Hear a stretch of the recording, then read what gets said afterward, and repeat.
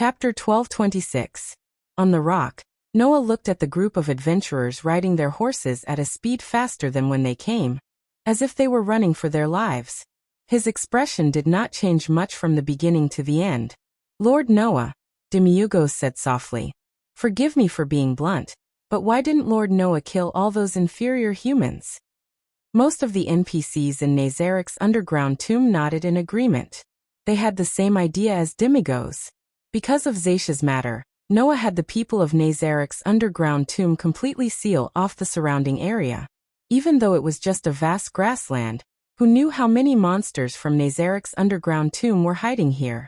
Just now, if Noah hadn't appeared and the human adventurers stepped into this area, the monsters hiding in the dark would have suddenly launched an attack and killed all the adventurers. No one doubted that any of the adventurers would be able to escape. After all, compared to the monsters in the underground tomb, the humans in this world were generally not very strong. Even Gudjefu, who was known as the strongest warrior in the kingdom, was only level 35. Among the humans, there wasn't even a single magician who could use 7th level spells. How could they fight against the monsters in the underground tomb? In Nazarik's underground tomb, even the monsters that could respawn and appear on their own were only around level 30. With the power of humans, they were no match for most of the magical creatures that could regenerate and appear on their own, not to mention the high-level magical creatures that required money to summon. The monster that had sealed off the area was precisely this type of high-level monster. Among them, the lowest level was level 60, and the highest was level 85. Moreover, there were more than 300 level 60 monsters. Although there weren't that many level 85 monsters, there were still 3 lying in ambush around Zatia. In this world, there was almost no one who could break through such a force. It would be very easy for them to kill the human adventurers who weren't even level 20. The NPCs in Nazarik's underground graveyard couldn't understand why Noah would show up and let these people go. In response, Noah did not hide anything and directly spoke his thoughts. "I already said that it's just a piece of advice. I'll only do it this once." After saying that, Noah looked at Igvaki, who had turned into cold steel, and closed his eyes. "If they ignore my words and still want to come, then I won't be merciful." Noah really couldn't stand the indiscriminate killing of the innocent. That was why Noah had specially made a trip to give the adventurers a piece of advice. Now he had given the advice. If the adventurers didn't intend to listen and still wanted to interfere, then Noah wouldn't be so idle as to put on airs in front of them. To this extent, he had already done his utmost benevolence. Everyone had to be responsible for their own choices. It was just like how Noah had chosen to let the NPCs in the underground tomb of Nasarik capture the people of the Celian theocracy alive. In the end, it caused Zatia to be mentally dominated and fall to the point where she had no choice but to fight with Zatia. Demiurgos. At that moment, Noah asked Demiurgos softly, "The defense network should be more or less built, right?" "Yes." Demiurgos lowered his head and bowed slightly. "Whether it's the defensive wall to block intelligence magic or teleportation magic, it has been built. The magic traps and magic tools have also been set up. In addition, the monsters in the underground tomb of Nasarik have sealed the surrounding area. Considering the power of the creatures in this world, we can rest assured that we can act on Zatia's matter." "Is that so?" Noah continued to ask. "Then have you investigated clearly? If you come into contact with Zatia, will it trigger the same mental domination power?" We haven't investigated clearly yet." Demiurgos seemed to find it difficult to speak, as if blaming himself for not doing a good job. He lowered his head even more. "Although we haven't discovered anything yet, we can't rule out the possibility that if we come into contact with Zatia, the world-class tool that can control Zatia's mind won't be triggered and affect the people who come into contact with her." "Is that so?" Noah opened his eyes, looked in Zatia's direction, and murmured, "You still can't be sure? I'm really sorry." Demiurgos bowed deeply. "Lord Noah, please give me a little more time. 3 days will be enough. I'll definitely give the Supreme Lord a satisfactory answer." "No need," Noah said indifferently. "You don't have to interfere with Zatia's matter. Let me handle it."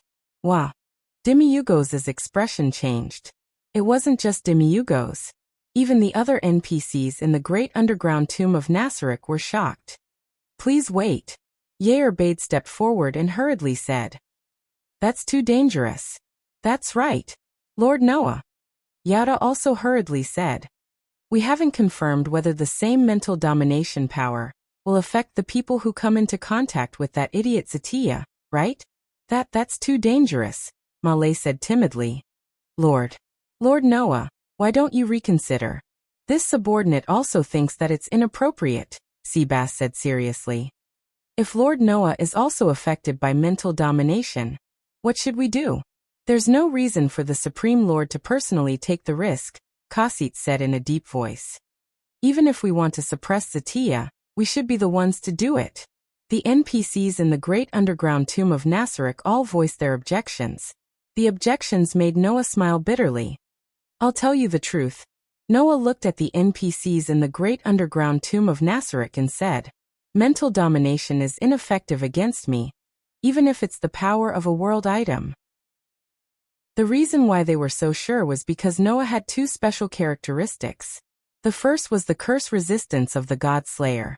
It was a foul physique that could repel all mysteries other than those that could affect gods.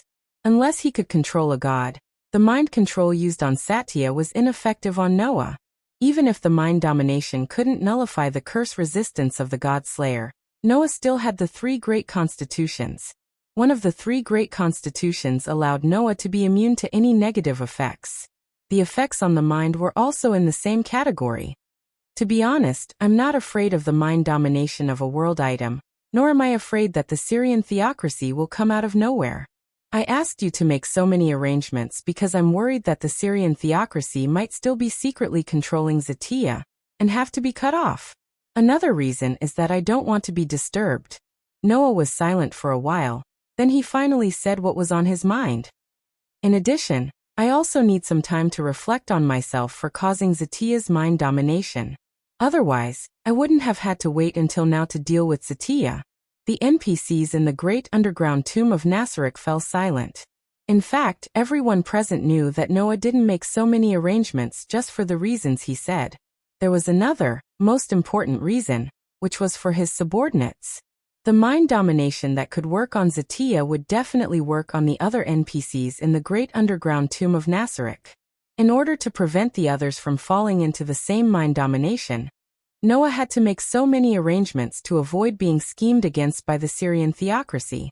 As for Noah himself, he wasn't afraid of the mind domination or the Syrian theocracy's ambush. If it weren't for the other NPCs in the great underground tomb of Nasarek, he could have just crushed them and dealt with Zatia's matter. After all, even if Noah did not use the Demon Slayer and the Gate of Babylon, he would still be able to reach the maximum level of 100. There was no need for him to worry so much. In other words, it was Nasarek who was holding Noah back. After understanding this, the NPCs in the great underground tomb of Nasarek were filled with dark emotions. Not only was he of no use, but he was also a hindrance to the person he was willing to give everything to. He was resentful of himself. Yerbade couldn't help but say this because of this feeling. Lord Noah, please leave the matter of suppressing Zatia to us. No, leave it to me alone. If I show signs of mind domination, I'll kill myself. The eyes of the other NPCs lit up. It was obvious that Yerbade's suggestion had tempted the others. As for death, it wasn't scary at all for these NPCs.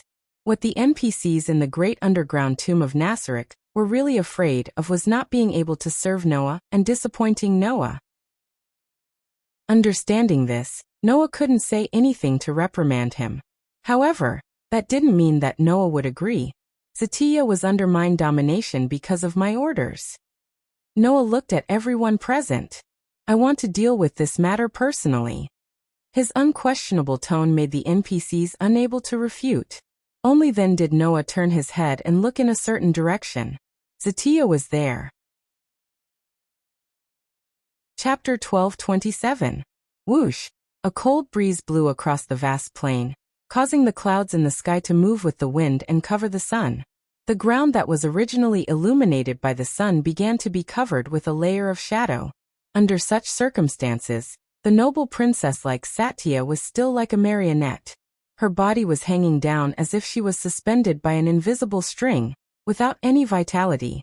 At a certain moment, a figure flew over like a meteor and landed on the ground not far from Satya.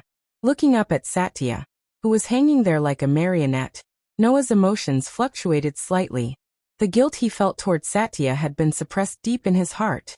If this guilt were to appear before Satya was restored to her original state, it would not be beneficial for the upcoming battle.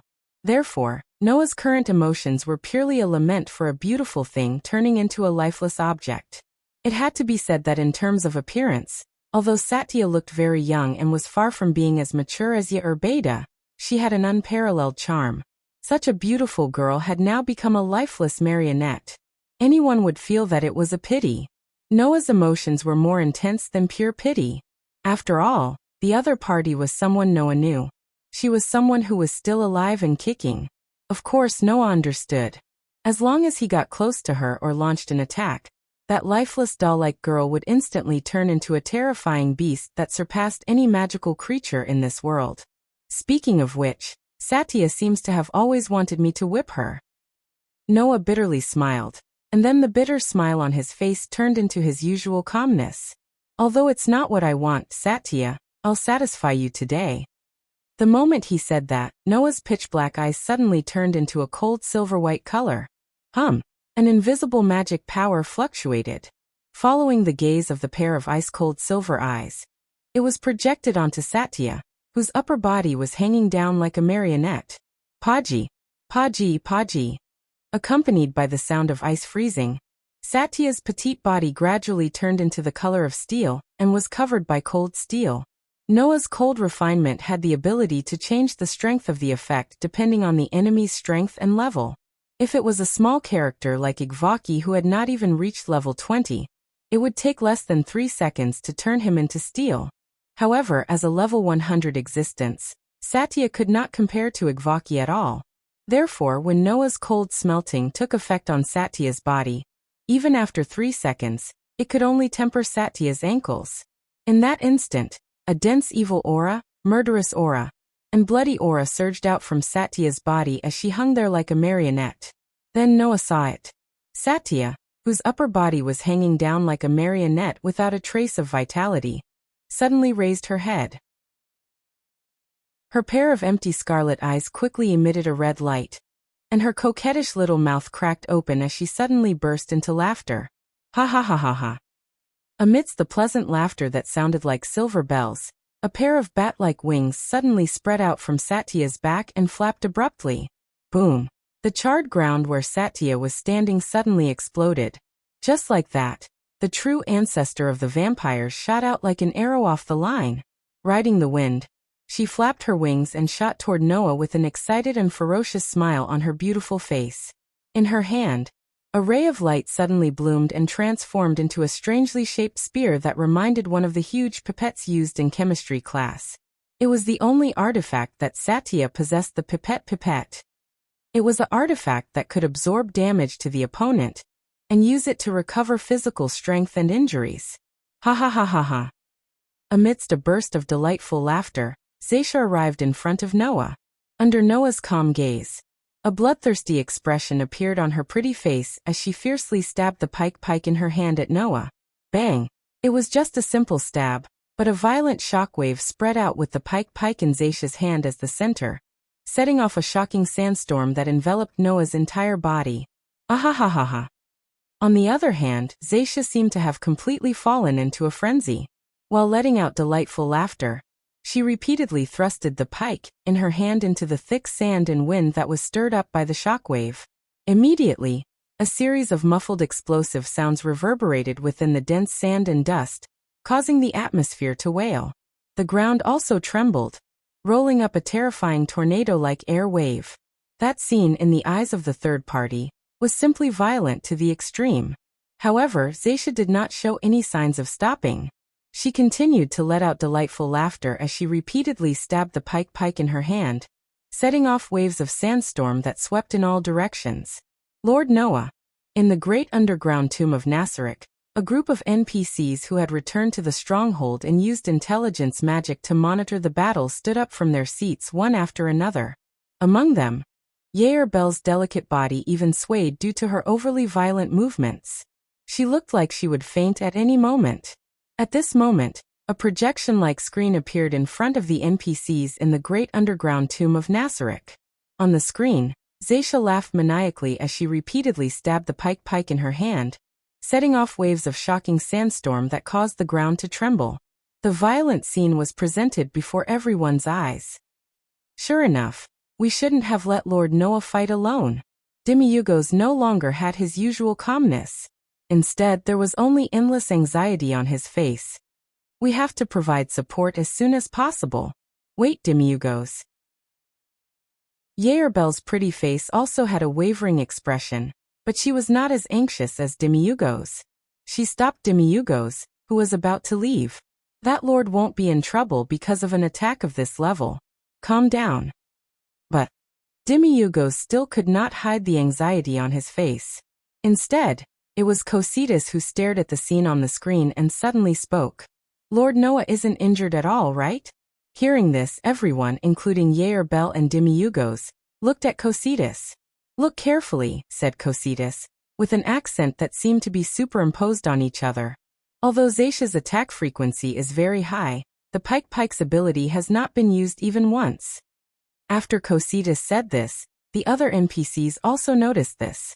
If Zaisha had dealt actual damage to Noah, it was impossible that the pipette pike, that could absorb the damage dealt to the opponent and recover the wielder's stamina and injuries, had not been activated. Even the NPCs in the distant Nasarek underground graveyard noticed this, so it was impossible for Zaisha not to have noticed it. Bang! In the midst of the explosion, Zaisha once again stabbed with her pike, causing the sandstorm and violent shockwaves to shake in all directions like an avalanche. This caused the ground to crack inch by inch, spreading cracks everywhere. However, Zaisha's maniacal laughter had already stopped, and the battle-thirsty smile on her face gradually disappeared. Her scarlet eyes stared at the thick sandstorm close at hand, and her grip on her pike tightened. After a long while, the sand and dust in the air began to settle down, allowing a figure to slowly emerge. Only then did Zaisha notice it. The tip of her pike was piercing a crimson gauntlet. Boost! A voice sounded from the crimson gauntlet. Chapter 1228. Boost! When such a voice sounded from the crimson gauntlet, a warning sign rose in Satya's heart.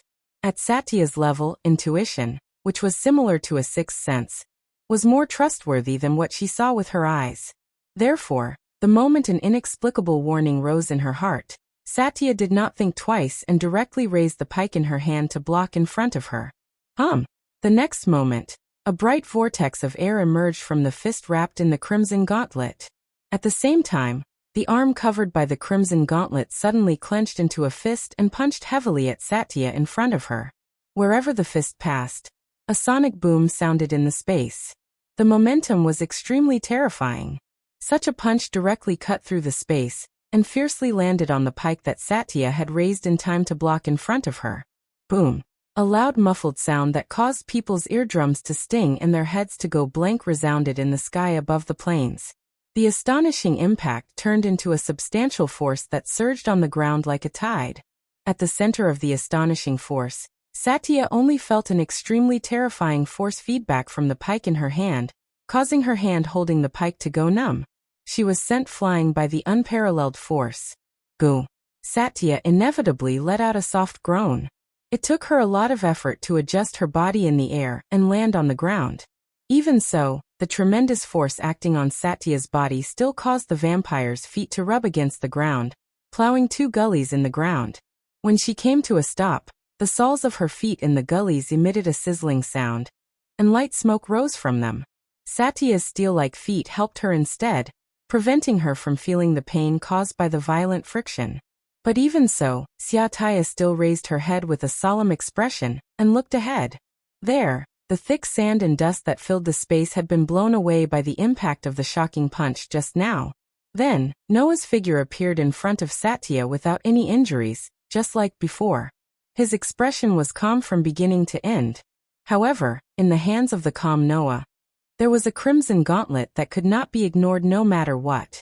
It was a gauntlet that looked like a ferocious dragon claw. There was also a jade inlaid on the back of the gauntlet. Boost. The voice came from the bayou. As the voice sounded, Satya was also keenly aware of it. The aura on Noah's body suddenly doubled in strength. There was no doubt that it was the power brought by the gauntlet. Upon understanding this, Satya wasn't alarmed. Instead, she laughed. Just like before, she let out a melodious laughter that sounded like silver bells. As expected of Sir Noah, the supreme ruler of the underground tomb of Nasarek. Sure enough, an attack of that level couldn't do anything to you? Satya. Noah stared at the laughing Satya and narrowed his eyes slightly. I see. Although your mind is controlled, you haven't lost your rationality? What are you talking about? Sir Noah. Satya was like a noble princess. She held the spear in one hand and pressed the other to her chest as she spoke with her head raised and chest out. My condition is unprecedentedly good. It's so good that I can't help but want to suck all the blood from Sir Noah's body. After saying that, Satya stuck out her little pink tongue and licked her lips. She looked at Noah with a fervent gaze. If I can taste the blood of a supreme being, there's nothing more blissful than that. Is that so? Noah said indifferently. Then if I say that I don't mind letting you have a taste, will you obediently listen to me and stand there without moving? Although it's a very charming proposal, that won't do. Satya revealed a bloodthirsty smile. Since Sir Noah attacked me, then no matter what, I have to do my best to kill you. Why? Noah asked in return. Why do you have to do your best to kill me when I attack you? Am I not the master you should be loyal to even if you have to give up your life? Why? The smile on Satya's face froze slightly, and she frowned as though she was confused by her own thoughts. That's right. Why would I fight Sir Noah? Shouldn't Sir Noah be the master I should be loyal to even if I have to give up my life? Why would I do something so disrespectful? After being confused for a while, Satya suddenly smiled. Although I don't know why, since it's already started, there's no reason not to continue, right? You're right, Noah said self-deprecatingly. Since it's already started, there's no reason not to continue. Ahahaha. Satya laughed joyfully. That's right. That's it. The instant she said that, a shocking bloody light suddenly erupted from Satya's body. Within the bloody light, Satya's figure slowly changed. No. It should be said that Satya's clothes slowly changed. The original red and black princess dress suddenly disappeared. It was replaced by a set of armor. It was a set of dark red full-body armor that seemed to be dyed in blood, and gave off a bone-chilling feeling. The full-body armor tightly wrapped around Satya's body without any gaps. There was only a hole on her face, exposing her face to the air. It looked like a helmet. The helmet was like a swan's head, with bird-like feathers protruding from the left and right sides. There were also winged ornaments hanging from the chest to the shoulders. The lower half of the body was a bright red battle skirt. It wasn't just a piece of equipment, but a set of defensive equipment made up of many pieces of equipment. Moreover, every piece of that set of defensive equipment was at the legendary grade. When combined, they could display power close to the divine artifact level.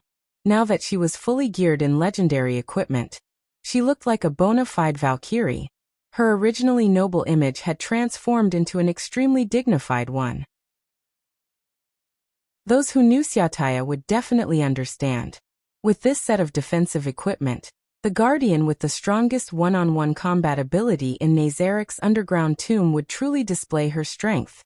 There was no other reason. The structure of Satya's professions was almost all about strengthening combat ability. Among these professions, there was a profession that specialized in combat ability, Valkyrie. Satya, who had entered a complete combat state, was now about to display the power of this profession. In that case, the preparations are complete. Opening her eyes, Satya held the pike tightly and grinned at Noah. Then I'm going. With that, Satya stomped her feet on the ground, and her figure almost turned into a black line as she charged at Noah. Looking at the scene of Satya rushing at him with a bloodthirsty smile, Noah slowly clenched the red gauntlet covering his arm. The next moment, the pike that Satya had thrust out carried a fierce wind, and an ear-piercing sound as it stabbed at Noah's head. Just like before, Seataya had no intention of showing mercy at all. Thus, Noah clenched his fist tightly, allowing the vigorous power to condense on the gauntlet. Boost! The familiar voice sounded again. Noah's aura suddenly doubled. Immediately, Noah took a step forward. His ferocious gauntlets carried a vigorous force as they heavily smashed towards the long spear that was thrusting towards him. Clang! The collision between the spear and the gauntlet gave rise to a crisp sound of metal clashing. The sharp tip of the spear collided with the ferocious fist, causing an extremely violent ripple of energy to burst out from the point of collision between the sharp tip of the spear and the ferocious gauntlet. Kacha! Suddenly, a crack appeared on the ground beneath Noah and Satya's feet. Chapter 1229. Without using the Demon Slayer and the Gate of Babylon, Noah could match the level 100 Zaisha with his own strength alone. However, that was under the condition that Zaisha did not use any equipment. Now Zaisha had equipped the dropper pike, a divine artifact, and was even wearing legendary equipment. Some of the equipment from Yggdrasil were magical equipment that could display unusual effects and functions, while others did not have such effects. Zaisha's dropper pike belonged to the former, while the crimson armor on her body belonged to the latter. However, the equipment from the game had a very common characteristic. That was, it could increase the attributes of the equipment user. In view of this, the strength of the fully armed Zaisha suddenly soared. Clang! Amidst the bell-like sound of metal colliding, the impact of the violent collision not only caused a crack to burst open on the ground, but it also forced both Noah and Zaisha back. However, Zaisha was forced back several steps. On the other hand, Noah only took half a step back before stabilizing his body. Although Zaisha's strength had soared after being fully armed, Noah's strength had also soared by several times under the effect of the boosted gear. In the end, Noah still had the upper hand. It's not over yet. Zaisha suddenly stepped forward while retreating, and her body once again shot out like a sharp arrow. She swung the huge pike in her hand, and with a burst of extremely oppressive wind, she repeatedly stabbed at Noah's body. His field of vision was covered by dazzling spear shadows. Noah's eyes hardened as he withdrew his feet. While he was still retreating in midair, his arm, which was covered by the ferocious crimson hand armor, was waved and violently deflected the many spear shadows that were thrusting towards him. Clang, clang, clang, clang. On the vast plain, the crisp sound of metal clashing echoed in the air, lingering for a long time. What's wrong with you, Lord Noah? Why aren't you fighting back? Ahahaha. Shadia, who was in a position where she was constantly attacking, repeatedly thrust the dropper pike in her hand in a violent manner, while staring at Noah, who had a calm expression on his face as he deflected the incoming attacks one by one. She laughed provocatively. What about the overwhelming power you displayed when you faced all of us guardians alone in the throne room? Could it all be fake? Noah ignored Satya's provocation and only flicked away the spear that was thrusting at him. His expression didn't even change. Looking at the calm Noah, Satya became impatient. If that's the case, then let me kill you. After saying that, Zaisha suddenly stopped and extended her hand towards Noah. Wang. Amidst the trembling of space, 3 ring-shaped magic arrays suddenly overlapped and revolved in front of Satya's palm. Magic Enhancement Crimson Nova. A circle of crimson flames rose from the center of the magic array. The crimson flames began to expand like ripples. Then, in the space around Noah, who was retreating, the same flame suddenly appeared. It instantly enveloped Noah's entire body and exploded. Bang! Amidst the explosion, Noah's entire body was engulfed in raging flames, and he was roasted by the scorching flames. However, Satya's eyes suddenly widened. There was no other reason. It was because in the flames whose temperature was comparable to the magma of an erupting volcano, Noah seemed to be unaffected. His body carried traces of heat from the flames as he slowly raised his foot and stomped down. With a bang, Noah's figure shot out of the scorching flames and approached Satya in a breath. Satya's expression changed and her pupils shrank. She didn't have time to consider why her magic was ineffective against Noah. She hurriedly raised the pipette pike and fiercely swung it at the figure shooting over. Noah, who had turned into a lightning-like black shadow, seemed to have sensed the ferocious energy coming toward him. His body instantly moved horizontally, and with a spin he appeared behind Xiaotaya as if he was performing an elegant dance. In the next second, Noah's body spun slightly, and he clenched his fists that were covered in crimson gloves. The powerful force caused a gust of wind to swirl around, and as Noah's fist swung out, it formed a sonic boom that blasted toward Zaisha's back.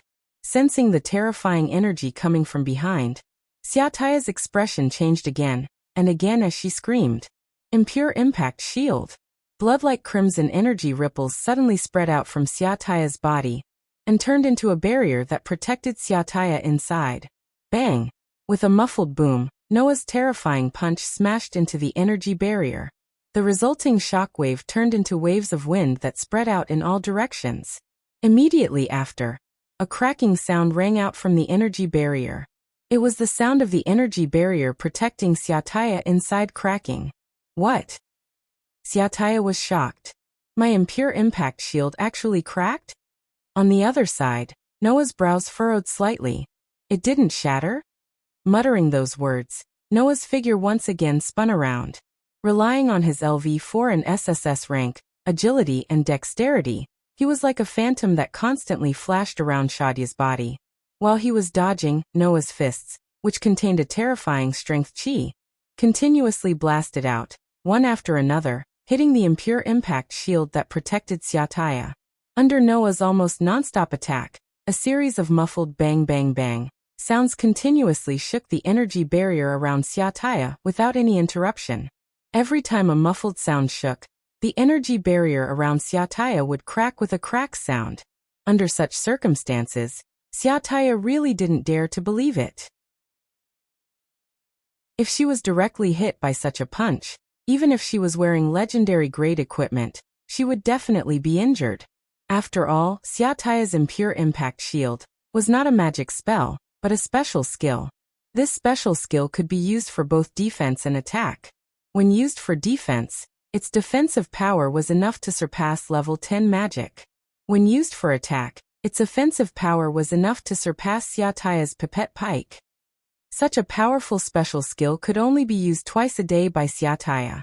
Such a barrier actually cracked under Noah's punch. One could imagine how terrifying Noah's punch was. It must be the power of the Crimson Gauntlet. Otherwise, even Lord Noah wouldn't be able to crack the impure impact shield with an ordinary attack. Could it be a world-class item? Xiaotaya's guess was only half correct. Noah's ordinary punch could have such power because of the Red Dragon Emperor's boosted gear, which increased his strength 3 times. With LV4 and an SSS level blessing in all aspects, Noah's physical ability had been multiplied 3 times. One could imagine how terrifying it was. However, Noah's Red Dragon Emperor's boosted gear was not a world-class item, but a weapon imitated by weapon refinement. Boost. Suddenly, Noah's gauntlet made a sound again. The 4th multiplier ability was activated. Noah stomped on the ground and charged straight at Zaisha. His body spun, and he leaped into the air. Only then did Noah's aura suddenly soar by 2-fold. Immediately after, under Xiaotaya's narrowed pupils, the fist covered by the Crimson Gauntlet carried an incomparably fierce force, creating a sharp sonic boom as it smashed down on the energy barrier. Bang! A muffled sound that was louder than any of the previous sounds resounded in the sky. Chapter 1230. Bang! Amidst the deafening explosion, a violent shockwave erupted from the cracked energy barrier around Satya. The shockwave swept away the dust on the ground, breaking it inch by inch. Bang! Without any suspense, Noah's punch, which had been amplified 4 times by the Red Dragon Emperor's boosted gear, caused the blood-like energy barrier to shatter like glass. It shattered into pieces and scattered in all directions. Then Noah's body turned, and his legs suddenly flew out, landing heavily on Zaisha's body. Dong! The terrifying power sent Satya flying like a rubber ball. She rubbed against the air and heavily slammed into the ground in the distance. She smashed through the rock layer and stirred up a dense cloud of dust. The ground looked like it had been hit by a meteorite, and a crater appeared. Poochie. In the crater, Satya spat out a mouthful of blood. The crimson full-body armor on her body cracked open. Everyone suddenly fell silent. In front, Noah raised his eyes and looked at Satya, who was deep in the crater. He watched as blood seeped out of the corners of her mouth. His eyes flickered slightly as he sighed. "Give up, Satya. You're no match for me." Although Noah's words did not contain much confidence, it was precisely because they did not contain any emotion that they gave off the most realistic feeling. Cough, cough, cough. Satya covered her chest and coughed as she slowly stood up from the crater with difficulty. She looked at Noah and revealed a coquettish smile. "That's true. You're indeed worthy of being the supreme and invincible sovereign that I'm willing to sacrifice my life for. You're the supreme ruler of the underground tomb of Nasarek. With such power, you're the absolute overlord of this world. Provoking you is more foolish than provoking a dragon." While saying that, Satya did not have any intention of giving up. Instead, the bloodthirst on her face became even stronger. "Undoubtedly, I know this clearly. Why do I feel that I can't give up the battle with you? Why do I feel that I have to kill you? I really don't understand. Is that so?" Noah closed his eyes. "In other words, you don't intend to surrender?" "Of course." Satya pointed the pike in her hand at Noah and laughed coquettishly. "I've been looking forward to Sir Noah being able to love me. I finally got this opportunity, so how can I give it up?" Hearing that, Noah was silent for a while. After a while he opened his eyes and looked at Satya with determination. "If that's the case, then let me pull down the curtain of this boring battle." After saying that, Noah raised the Red Dragon Emperor's boosted gear. Boost multiplication. The voice that represented the activation of the fifth multiplication ability echoed from the jade of the Red Dragon Emperor's boosted gear. The limit of the Red Dragon Emperor's boosted gear, which was created by Noah's weapon refinement, was 5 boosts. Therefore, from the beginning of the battle until now, 50 seconds had passed, and the Red Dragon Emperor's boosted gear was finally able to display its greatest power. The reason why Noah had not used the Demon Slayer and the Gate of Babylon was because he was waiting for this moment. Thus, Noah chanted a contract in the Elven language. "Cold Queen of Steel, the holy sword that slays demons." Noah pulled out the silver dagger from his back and placed it in his right hand equipped with the Red Dragon Emperor's boosted gear. "Turn into a sword of steel and bestow me with divine power." A dazzling white light burst out from the silver dagger. Amidst the light, the highest grade elven equipment named Demon Slayer appeared in its complete form. It turned into a shining silver holy sword and was held tightly by a ferocious red dragon-shaped gauntlet. That's Zaysha's pupils shrank. Aster. Zaysha was not familiar with the elven girl named Aster, but she was not a stranger either. She was not familiar with Aster because ever since she flew out of Noah's bed in the form of a sword and fought with the Guardians, Zaysha had never seen Aster again. She was not unfamiliar because of jealousy. She was jealous that Aster could become Noah's weapon. Not only Zaysha, but even Yair was extremely jealous of Aster. For Yair and Zaysha, who had special feelings for Noah, just the title of becoming Noah's weapon was enough to arouse their jealousy. Not to mention, because Aster was a weapon, she was carried by Noah at all times. They even slept together, which made Yair and Zaysha jealous for a while. If they could be like Aster and transform into a weapon and be used by Lord Noah, it would be too fortunate. This was the truest thought of Yair and Zaysha after knowing of Aster's existence. Therefore, although Zaysha had only seen Aster once, she had never forgotten the existence of this elven girl. Of course, there was another reason why she had such a deep impression. That was, back then, Aster had fought with all the Guardians in the form of a sword, and was not at a disadvantage. At that time, all the Guardians were not wearing any equipment, and because the battlefield was in Noah's room, they did not even use their true strength. However, being able to fight against 6 Guardians was enough to prove Aster's strength. She was definitely not weaker than a world-class weapon. This fact made Zaysha extremely vigilant. Unfortunately, Noah had been holding back and not using the Demon Slayer, not only because he wanted to let it display the power of a world-class weapon. Transfer. Following this voice, the power of the Red Dragon Emperor's boosted gear, which had been multiplied 5 times, was all transferred to the Demon Slayer. Immediately, The holy sword that had annihilated the demon king trembled and released an astonishing light. That light illuminated the entire world. At this moment, the power of the strongest sword Elven had multiplied 5 times, increasing to an unprecedented level. With this level of power, even the mind control of a world-class item can be removed in an instant. As soon as his voice fell, Noah, who was holding the demon slayer that was emitting an unprecedentedly strong light, leaned forward, shook, and turned into a black shadow that shot toward Zaisha. That speed was simply like a bolt of lightning. The terrifying speed shocked Zaisha again and again, and she could not hide her shock as she shouted, "Impure impact shield."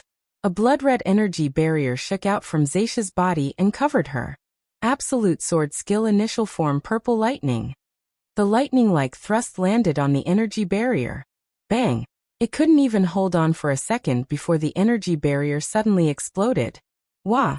Zaisha turned pale with fright. She hurriedly flapped the bat-like wings on her back and retreated. However, at this moment, golden ripples suddenly fluctuated in the space around Zaisha, and chains shot out. They stretched out and wrapped around Zaisha's limbs, forcibly restraining her body. This time, Zaisha did not even have time to react. Pucci, the white-eyed holy sword that was shining with an unprecedentedly strong and dazzling light pierced through Zaisha's chest. Rich white light enveloped Zaisha's body. Ah! Zaisha's sorrowful cry resounded through the sky. Chapter 1231. Aha!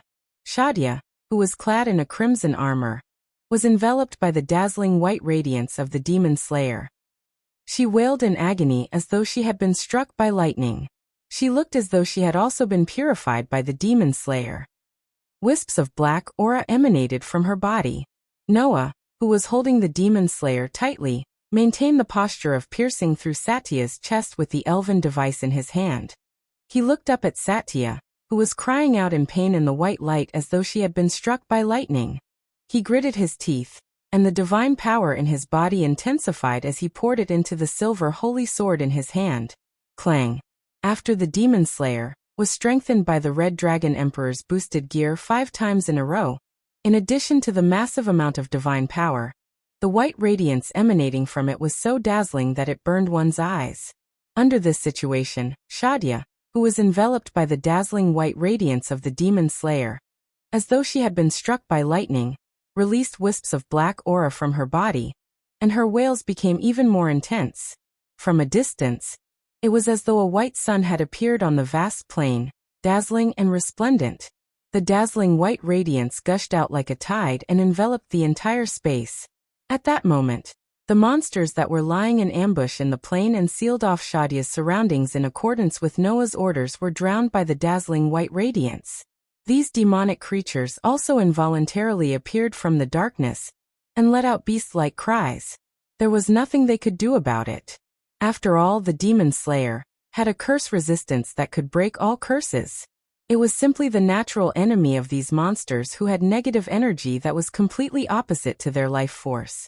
Even Demon King Solomon, who had inherited the power of the Dark Elf King and was devoured by the power of the Dark Elf King, couldn't resist the power of the Demon Slayer, let alone these monsters. What's more, the power of the Demon Slayer had increased 5-fold from the beginning to the end. Fortunately, at that moment, the power of the Demon Slayer wasn't directed at these monsters in the underground tomb of Nazareth. Otherwise, all the monsters here, including the few level 85 monsters, would have been cleansed by the power of the Demon Slayer, leaving nothing behind. As a result, amidst all kinds of bestial roars, the dazzling white radiance that enveloped the entire space finally stopped expanding.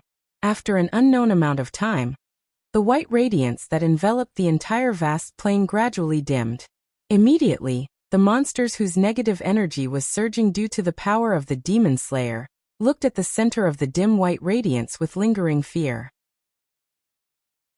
There Noah, who was holding the Demon Slayer, was still in the posture of piercing the silver holy sword into Satya's body. His head was lowered, and the bangs on his forehead covered his expression.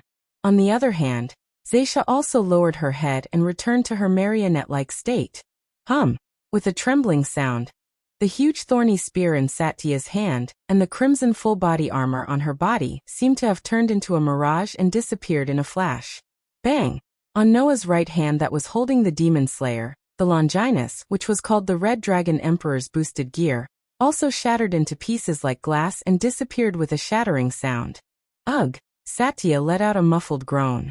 Her delicate body softened, and she slowly fell down. It was not until this moment that Noah finally made a move. After pulling the demon slayer out of Satya's body, Noah hugged Satya, who had collapsed on him, and knelt on one knee on the ground. Everyone suddenly fell silent. Ugh! After an unknown period of time, Satya let out a groan and slowly opened her scarlet eyes. Noah, who was holding Satya in his arms, immediately looked into her eyes. At this moment, there was no longer the emptiness in her eyes, nor was there the madness from before. There was only endless exhaustion. Ah! Satya also opened her eyes and met Noah's gaze. She was stunned on the spot. Sir. Noah. Upon hearing the familiar voice, Noah secretly heaved a sigh of relief and asked, "What's the matter? How do you feel?" "How do I feel?" Satya seemed to be a little confused for a moment, and she seemed to be unable to grasp the situation. She just opened her tired eyes and spoke weakly. "I feel so tired." Tired. For an undying, this was absolutely an incredible thing. Because the undying didn't feel fatigue, and didn't need to eat or drink. As the true ancestor of vampires, who was at the top of the undying, it was really inconceivable that Satya would feel tired. Of course, if it was mental fatigue, it would be a different story. However, looking at Satya's powerless appearance, it was clear that this vampire girl wasn't just mentally exhausted. She was definitely physically exhausted as well. However, this was not strange at all. As an undying, Satya's body was also full of negative energy, which was the opposite of life force. Under the direct attack of the demon slayer, the negative energy in Satya's body was purified to the extreme, which caused Satya to feel extremely tired like ordinary people. However, Satya's mental control was also lifted. Therefore, Satya looked at Noah blankly. "Why am I here? Why is Sir Noah here?" "You don't need to think about anything. Have a good rest first." Noah stroked Satya's silver-gray hair. "When you wake up, you'll understand everything." If it were in the past, as the guardian of Nazarik's underground tomb, Zaisha wouldn't have fallen asleep in front of the person she had given everything she had to serve. However, the accumulated fatigue in Satya's body seemed to be quite strong, so the vampire girl nodded weakly, closed her beautiful eyes, and slowly fell asleep. Looking at Satya, who had fallen asleep in his arms, Noah carried her in a princess carry. "Let's go back, Satya." The noble little princess-like girl did not respond to Noah's words. She just laid in Noah's arms with a serene expression. In the underground tomb of Nasarik, a group of NPCs looked at the screen in the air, and fell silent as they watched Noah carrying Satya in his arms. Demiurgo sighed and said so. Sir Noah's overwhelming victory. That's right. Yul was also in a daze.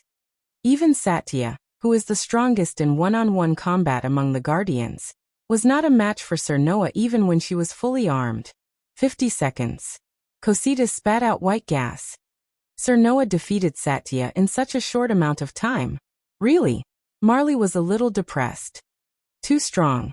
The group of NPCs fell silent. Then Sebastian said, "That's right. Does such a powerful supreme really need the loyalty of lowly people like us?" This was the reason why the NPCs fell silent. I hope everyone will remember today's lesson. Yerbade looked at Noah on the screen, and said in an unprecedentedly serious tone, "Next time, I won't allow you to be as useless as you were this time." The group of NPCs nodded resolutely. Chapter 1232. As mentioned earlier, the underground tomb of Nasarik was mainly divided into 10 floors, and all of them were located underground. On the ground, the underground tomb of Nasarik was an extremely vast graveyard. The graveyard was surrounded by a huge wall that was 6 meters thick. The wall was circular. There was an entrance at the front and back of the wall. Inside the wall, the huge graveyard seemed to have sunk into the earth, and it looked like a basin. In the graveyard, In addition to neatly trimmed weeds and many messy tombstones, there were also dense trees. The scene that seemed to form a forest complemented the surrounding neatly trimmed weeds and messy tombstones, creating a strong sense of contrast. Not only that, but there were also exquisite carvings of angels and goddesses everywhere in the graveyard. The carvings of angels and goddesses were extremely exquisite and breathtaking. Moreover, it could be seen at a glance that someone was carrying out regular maintenance. In contrast, the towering trees in the graveyard were crooked and drooped, brewing a gloomy atmosphere. Then in the graveyard, there was an ancestral hall in each of the four corners of the graveyard. Surrounded by the four ancestral halls, there was an extremely large ancestral hall in the center of the graveyard. This large ancestral hall was the entrance to the underground tomb of Nasarek. Noah, who was carrying Satya, slowly descended from the air with the help of a magic tool with the power of flight, and landed in this strange graveyard. Whoosh!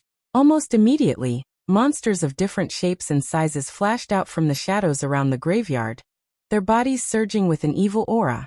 These monsters were at least level 50 and above.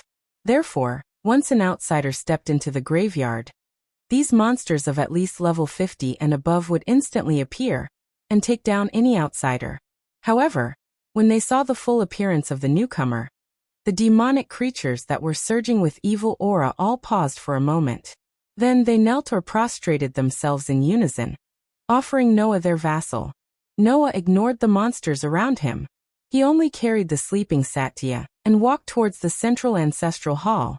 When Noah walked out of sight, the monsters of at least level 50 and above seemed to have merged into the surrounding shadows and disappeared, continuing to guard the entrance to the underground tomb of Nasarek.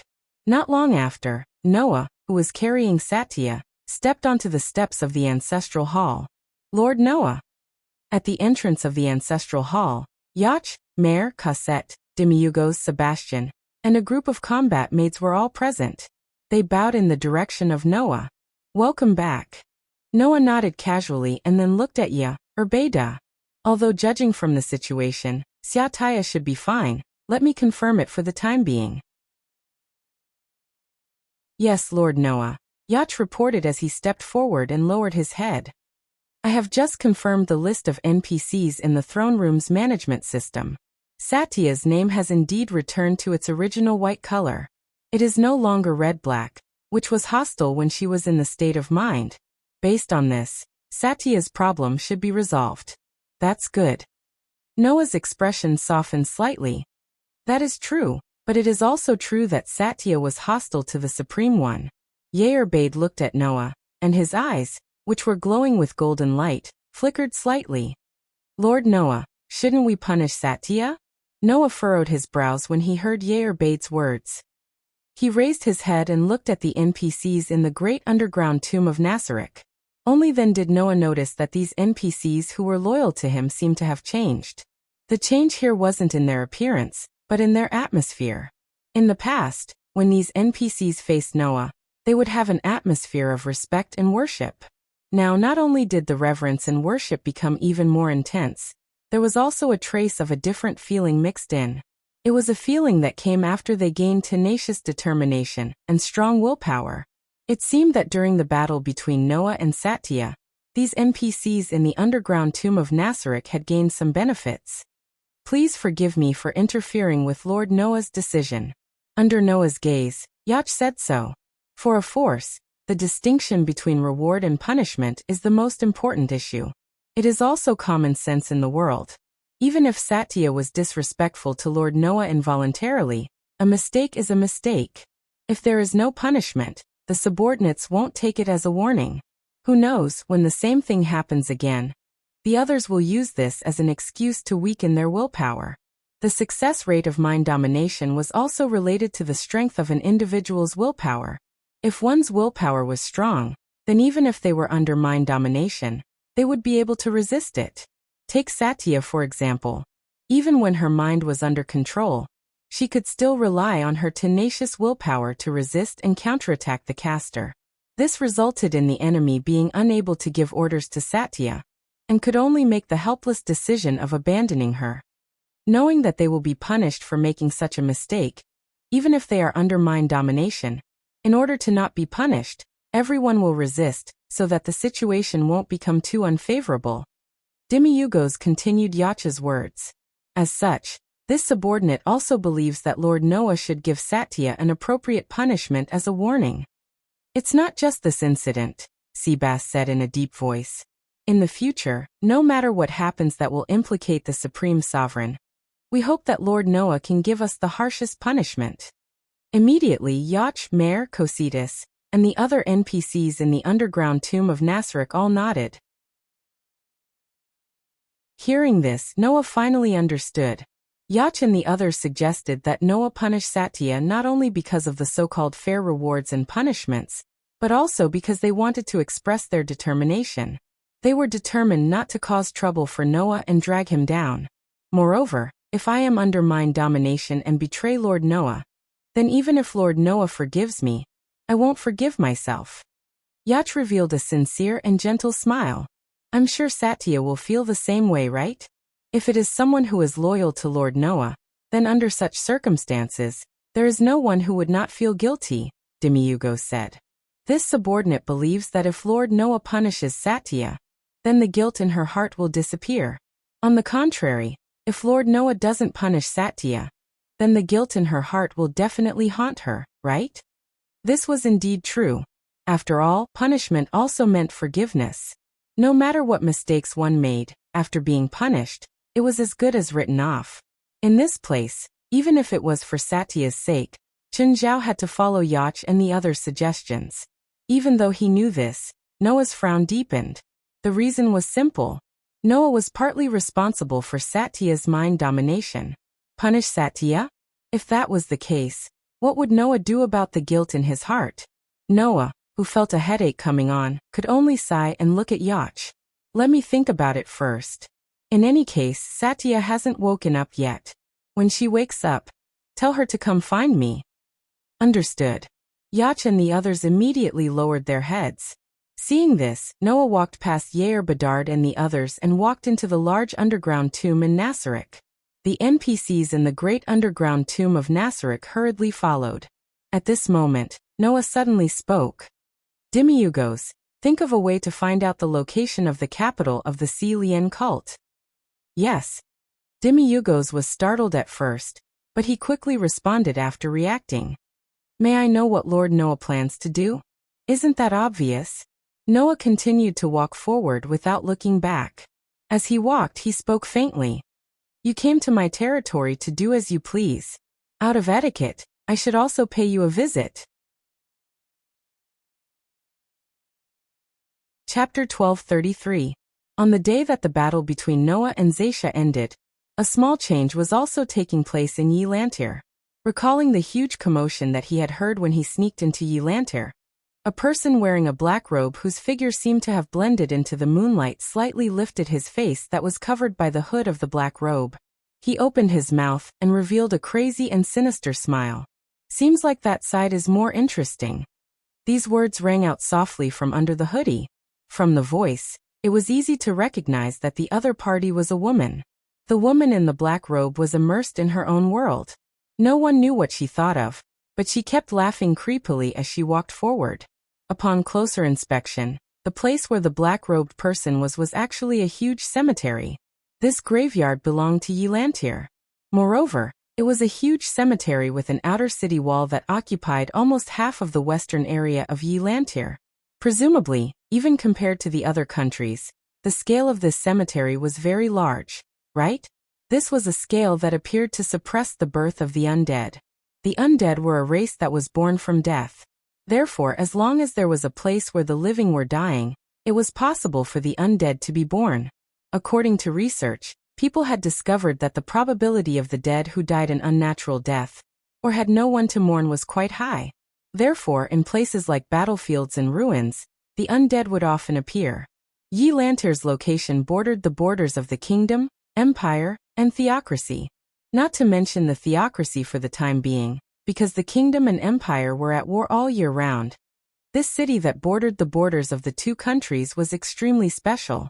For example, the battlefield where the kingdom and empire fought was very close to Yelantir. The soldiers who died on the battlefield, regardless of the number or cause of death, were enough to give birth to a large number of undead. In view of this, in order to prevent the dead from becoming undead, a cemetery that people could mourn became rather important. This was the reason why Yilantilai's cemetery was built so large. Of course, even if this was the case, undying beings would often be born here. It was one of the places that no one was willing to visit. Under such circumstances, the black-robed man walked unscrupulously in the cemetery. Soon he arrived in front of an ancestral hall, and removed the hood on his head. What appeared under the hood was the pretty face of a young girl in her prime. The girl's facial features were regular, and her appearance could be considered cute. However, on that cute face hung a dangerous smile like that of a carnivorous beast. With such a smile, the girl pushed open the stone door of the ancestral hall with light steps. She entered the ancestral hall, and came to the stone pedestal where the corpse was placed. The young girl walked up to the stone pedestal, and pressed down on a small, inconspicuous carving at the bottom of the stone pedestal, with a relaxed movement that didn't make one think that she would appear in a graveyard, or an ancestral hall. Kacha, the sculpture sank as the girl moved. Immediately afterward, the stone seat trembled and slowly opened like a door, revealing a flight of stairs leading to the underground in front of the young girl.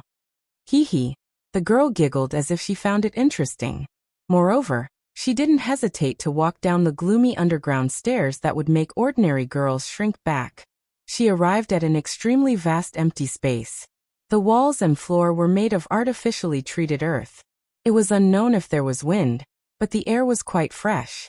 However, inside the empty space, there was a strange carpet hanging on the wall.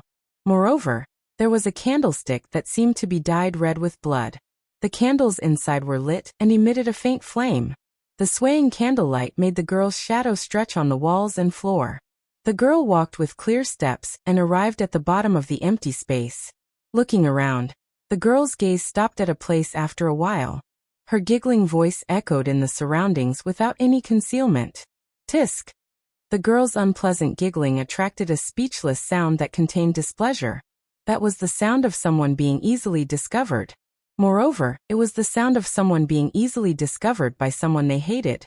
Under such a speechless sound, a thin man slowly walked out from the shadows where the girl was looking. It was a man with sunken eyes and no hair. It was impossible to determine his age. He wore a long robe and wore a necklace made of small animal skulls around his neck. His body was so thin that only skin and bones were left. He also held a black staff. Rather than calling him a human, it would be better to call him a skinny skeleton. Hi. The girl warmly greeted the skeleton man. I'm here to see you, little Kaji. My name is Kadget, not little Kaji. The skeleton man who called himself Kadget said with an unpleasant voice. Celian Theocracy's Special Intelligence Unit.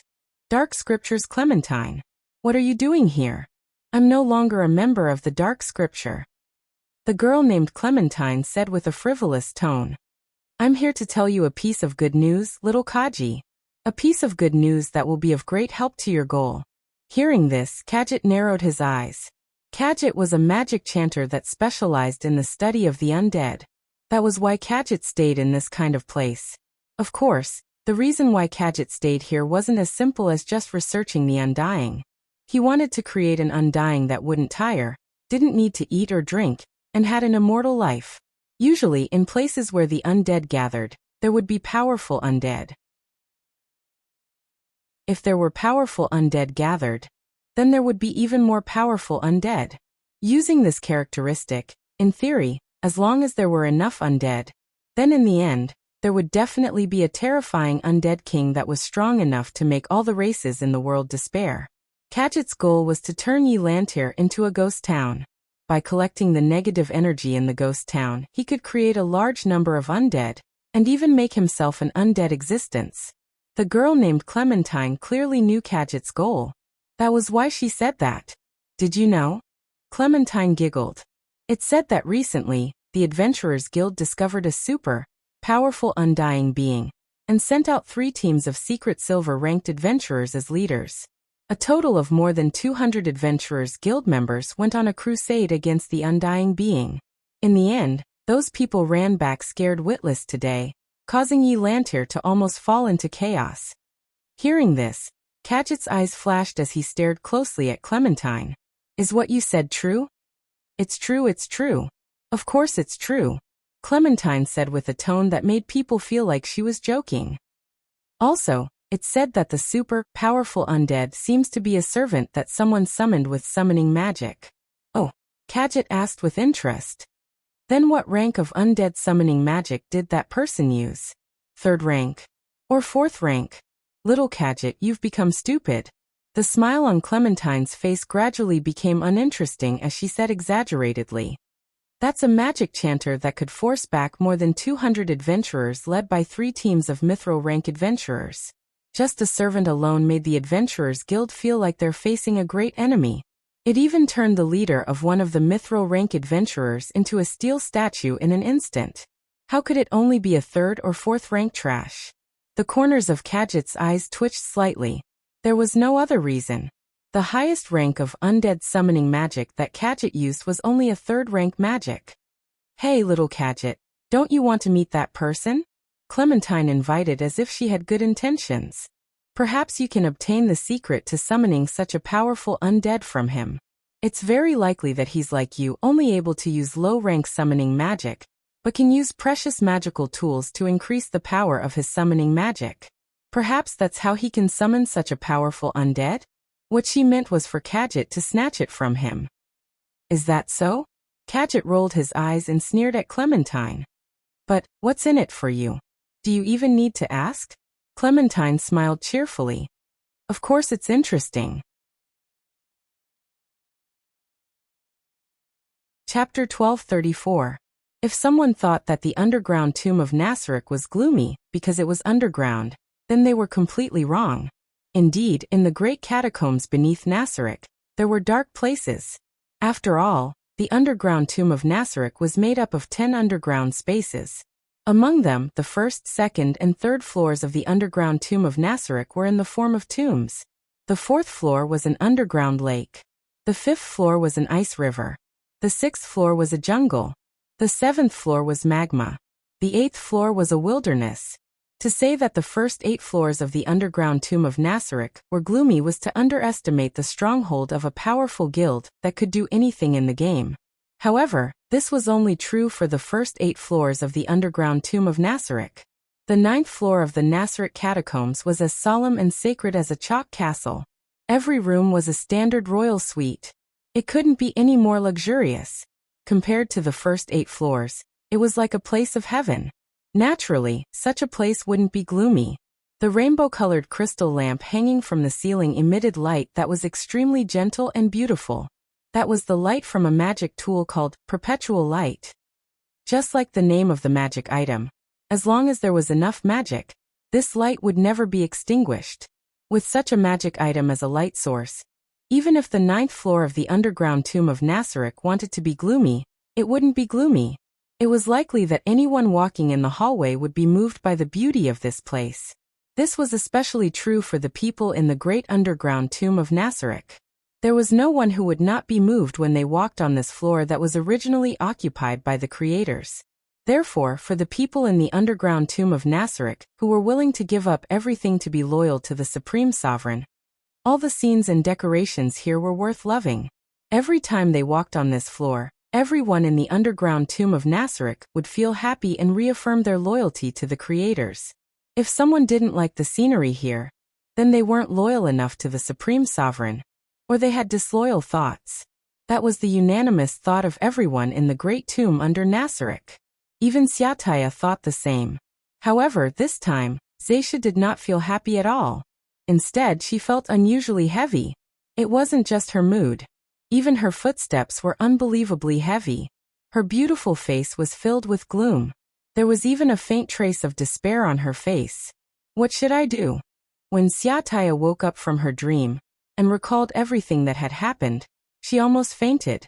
This was because Xiataya remembered the person she was loyal to even if it cost her life. She swung her weapon. Why is it like this?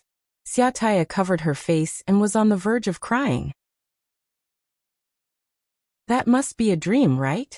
After waking up from her sleep, Xiataya had told herself this more than once. There was no other way. Even Zatia herself did not want to believe that she had actually pointed her gun at the person she needed to be loyal to. That was tantamount to betrayal. No. In fact, that was betrayal.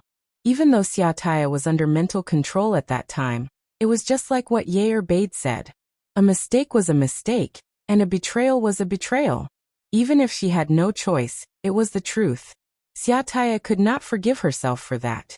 It wasn't just because Noah was the person Satya had to pledge her loyalty to. It was also because Noah was the person Satya loved. Of course, there was something wrong with this love. In the game era, Satya's creator had set her up as a person with all kinds of inexplicable hobbies. Bisexual, sadist, masochist, necrophilia. All kinds of special fetishes that ordinary people wouldn't dare to compliment were gathered in Satya's body. When they first met, Noah used overwhelming strength to send all the guardians flying. When he used this as a test, it accidentally aroused the masochistic part of the vampire girl's heart. Since then, Satya had fallen madly in love with Noah. In this way, who could say that this kind of love was right? But there was no doubt that Satya did have special feelings for Noah. Waving her gun at the person she needed to be loyal to even if she had to die. Becoming an enemy of the person she loved the most. Under the double blow, the guilt in Satya's heart was even stronger than Yair Bade and Demiurgos had imagined. Boo! Satya covered her face, and her voice sounded like she was about to cry. How good would it be if I could atone for my sins with death? For the NPCs in the underground tomb of Nasarek, death was definitely the easiest way to atone for their sins. This was because they had long decided to dedicate their lives to the supreme ruler of the underground tomb of Nasarek. If possible, Satya really wanted to commit suicide now and end everything. However, Noah had ordered Satya to see him immediately after she woke up. Between death and orders, Satya chose the latter without hesitation. It was not that Satya was afraid of death. Instead, compared to death, Noah's orders were truly important. If she died under Noah's orders, she would be disobeying Noah's orders. Satya had already betrayed Noah once. So how could she disobey Noah's orders again? Therefore, no matter how heavy her footsteps were, Satya could only choose to continue. In fact, to Satya, it didn't matter if she was reprimanded by Noah. Taking her life or committing suicide to atone for her sins wasn't a problem at all. What Satya was truly afraid of was seeing Noah's disappointed expression. What should she do if she was abandoned by the supreme ruler she had to be loyal to even if she had to give up her life? How terrifying would it be if she disappointed her master? If Noah no longer trusted Satya because of this, it would definitely be countless times more painful than death for her. If that happens, I won't be forgiven even if I lose my life, Satya couldn't help but mutter under her depression. If Lord Noah is disappointed in Nasarek because of this and leaves this place. Before she could finish her sentence, Satya's delicate body trembled violently as if she couldn't imagine such an outcome. She shook her head desperately. No. That can't be. That can't happen. Lord Noah is the most benevolent supreme ruler in this world. A benevolent king who can even save inferior creatures like humans. He definitely won't abandon us. It was as if Satya had deliberately said these words to convince herself. However, this sentence made the uneasiness in Satya's heart even more intense, making her footsteps even heavier. She walked forward with an ashen expression. As time passed, no matter how heavy Satya's footsteps were, she still arrived at the door of Noah's room. To Satya's surprise, there were two figures in front of the door. Yair Bade and Demiurgos. As if noticing Satya's arrival, Yair Bade and Demiurgos focused their gazes on her at the same time. At that moment, Satya didn't know if it was an illusion, but she felt that Yair Bade and Demiurgos' gazes were full of blame. This made Satya, who was already very uneasy, panic. You. Why are you here? Yair Bade and Demiurgos fell silent at the same time. Then Demiurgos spoke up. We came to report to Lord Noah because the results of the research on the maintenance costs of the underground tomb in Nasarek have come out. The maintenance costs of the underground tomb in Nasarek used to be the gold coins in Yggdrasil. Now, there was no longer a channel to obtain the gold coins in Yggdrasil. The underground tomb in Nasarek had to confirm whether the money in this world could be used for maintenance costs. This result was enough to affect the future development of the underground tomb in Nasarek. Compared to Yair Bade and Demiurgos, who were running around for this important matter, Seataya, who had been controlled by the enemy and brought trouble to Noah, was simply too incompetent. Seataya lowered her head guiltily. At that moment, Yair Bade spoke. "Since you're here, let's go in together." Seataya could only nod. Chapter 1235. Kacha. With the sound of the door opening, Yair Bade, Demiurgos, and the restless Satya entered Noah's room together. The luxurious suite was presented in front of the three guardians of Nazarek's underground tomb, causing a trace of solemnity to rise in the hearts of the three guardians. Coming to the residence of the supreme ruler of Nazarek's underground tomb, no NPC would not feel solemn. Even Seataya, who was feeling extremely uneasy, was the same. Even Demiurgos subconsciously lowered his voice. It seems that Lord Noah is still resting for the time being. In the underground tomb of Nasarek, all the creatures were of the xenomorph type. These xenomorph creatures almost never tired, didn't need to eat, and didn't need to rest or sleep at all. Therefore, xenomorph creatures were very troublesome to deal with for humans. For example, if humans and the undead were to go to war, then the undead's advantage would be simply unimaginable.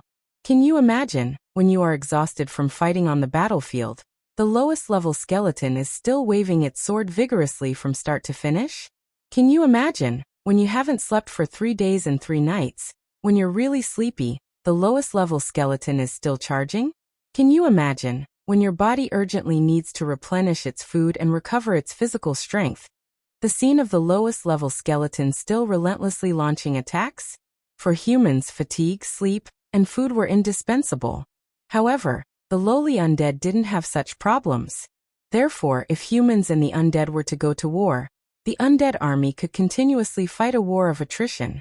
As long as they fought for 7 days and 7 nights without stopping, then no matter how large the human army was, it would be finished. Moreover, the human army needed food, but the undead army didn't. They could wait until the human army ran out of food, then the humans would be finished. In view of this, in the eyes of the undead, and even in the eyes of other races, humans who had no special abilities, were born with extremely low physical conditions, and had all kinds of needs were inferior creatures. Because the human race was too troublesome and too fragile, wasn't it? That's what everyone in the great tombs of Nasarek was thinking. Only Noah was an exception. To be more precise, in the eyes of everyone in the underground tomb of Nasarek, humans were reduced to inferior existences because of the need to rest. But when it came to Noah, they were instantly glorified. Ah! Yair Bade clenched his hands tightly in front of him, as if his heart was aching. He's actually still resting now. This must be the result of Lord Noah working so hard for the matter of Nasarek, right? We, the benevolent and merciful supreme beings, have worked too hard. Demiurgos lowered his head guiltily. If we could be more useful and help share Lord Noah's burden, Lord Noah wouldn't have to work. Seataya didn't say anything, but her heart ached for Noah. The heavens took pity on him. Noah was just resting normally. If Noah were to know that the fact that he fell asleep on the bed was seen by the guardians as the result of working hard, he would definitely be embarrassed, right? Then, should we wake Lord Noah up? Satya asked softly. I feel that waking up an utmost exalted is a very rude and disrespectful thing to do. What do you all think? Zatya is right. Yair Bade sighed. If possible, I also hope that Lord Noah can rest well. Unfortunately, Lord Noah has already instructed that once there is a result on the maintenance costs of the underground tomb of Nasarek, we must report it even if he's resting. Demiurgos looked at Satya. Moreover, Lord Noah ordered you to see him immediately after you wake up. If you continue to procrastinate after waking up, I think Lord Noah will be angry, right? Hearing this, Satya's shoulders drooped. Then what should we do? There's no other way. Yair Bade took a deep breath and said righteously. Although it's very disrespectful, let me wake up Lord Noah. As she said this, a blush suddenly appeared on Yair Bade's serious and charming face, and her expression also became undulating. I heard that among humans, servants have to do something called a morning kiss to wake up their master. Only then will their master be in a good mood. Sure enough, I can only do this important task. Yearbade's words made Satya, who had been feeling uneasy, raise her eyebrows, and a disdainful smile appeared on her young but exceptionally beautiful face. Forget it. If Lord Noah is kissed by a big-mouthed gorilla like you, his mood will only deteriorate, right? In that case, wouldn't it be worse for you? Yearbade's youthful expression stiffened at Satya's words. After a slight distortion, it turned into a disdainful smile. If Lord Noah knew that a vampire approached him while he was asleep, I'm afraid he would be frightened awake no matter how good his dream is, right? This time, it was Satya's pretty face that stiffened and became slightly distorted. The two girls, one big and one small, emitted an evil aura that represented anger, causing the air in the room to become somewhat gloomy and cold. Just as Demiurgos felt that he should stop them, a weak voice sounded. What are you doing? Satya and Yearbade were startled at the same time. Together with Demiurgos, they looked toward the source of the voice. There, a neatly dressed Noah stood at the door of the bedroom, looking at Satya and Yearbade with narrowed eyes. Don't release that evil aura in someone else's room. If I hadn't woken up, I would have been frightened awake by you, right? Lord Noah. The three guardians hurriedly knelt down on one knee. I'm very sorry. Forget it, I'm not really blaming you. Noah yawned, still looking a little sleepy. What time is it now, Lord Noah? Demiurgos lowered his head and said, according to the time on the surface, it should be around 7 o'clock in the morning. Is that so? Noah patted his cheeks and forced himself to wake up. Then let's talk inside. After that, Noah walked directly to the inner office, opened the door, and walked in. Yearbade, Satya, and Demiurgos looked at each other, stood up, and walked into the office with Noah. In the luxurious office, as soon as Noah sat on the black leather chair, Yearbade immediately stepped forward. Lord Noah, regarding the issue of the maintenance cost of the Nasric underground tomb, we have already come to a conclusion. Is that so? Noah nodded and said. But, let's talk about this later. Yearbade was slightly startled, then immediately understood what Noah meant. Under such circumstances, Noah turned his head and cast his gaze on Satya. Satya. Yes. Satya probably didn't expect to be called so suddenly. Her shoulders trembled violently, and her voice was abnormally loud. I'm here. At that moment, Satya's heart was filled with an extremely strong sense of uneasiness. Before discussing the important issue related to the future development of the Nasric underground tomb, Noah chose to talk to Satya first. Does that mean that compared to the most important issue of the future development of the Nasric underground tomb, Satya's betrayal is more serious? When she thought of this, Satya could not hide her uneasiness. However, the next moment, Noah said such a sentence. There shouldn't be any problems with your body, right? Such a sentence made Satya, who thought she would be reprimanded, stunned at first. Then a look of guilt appeared on her face.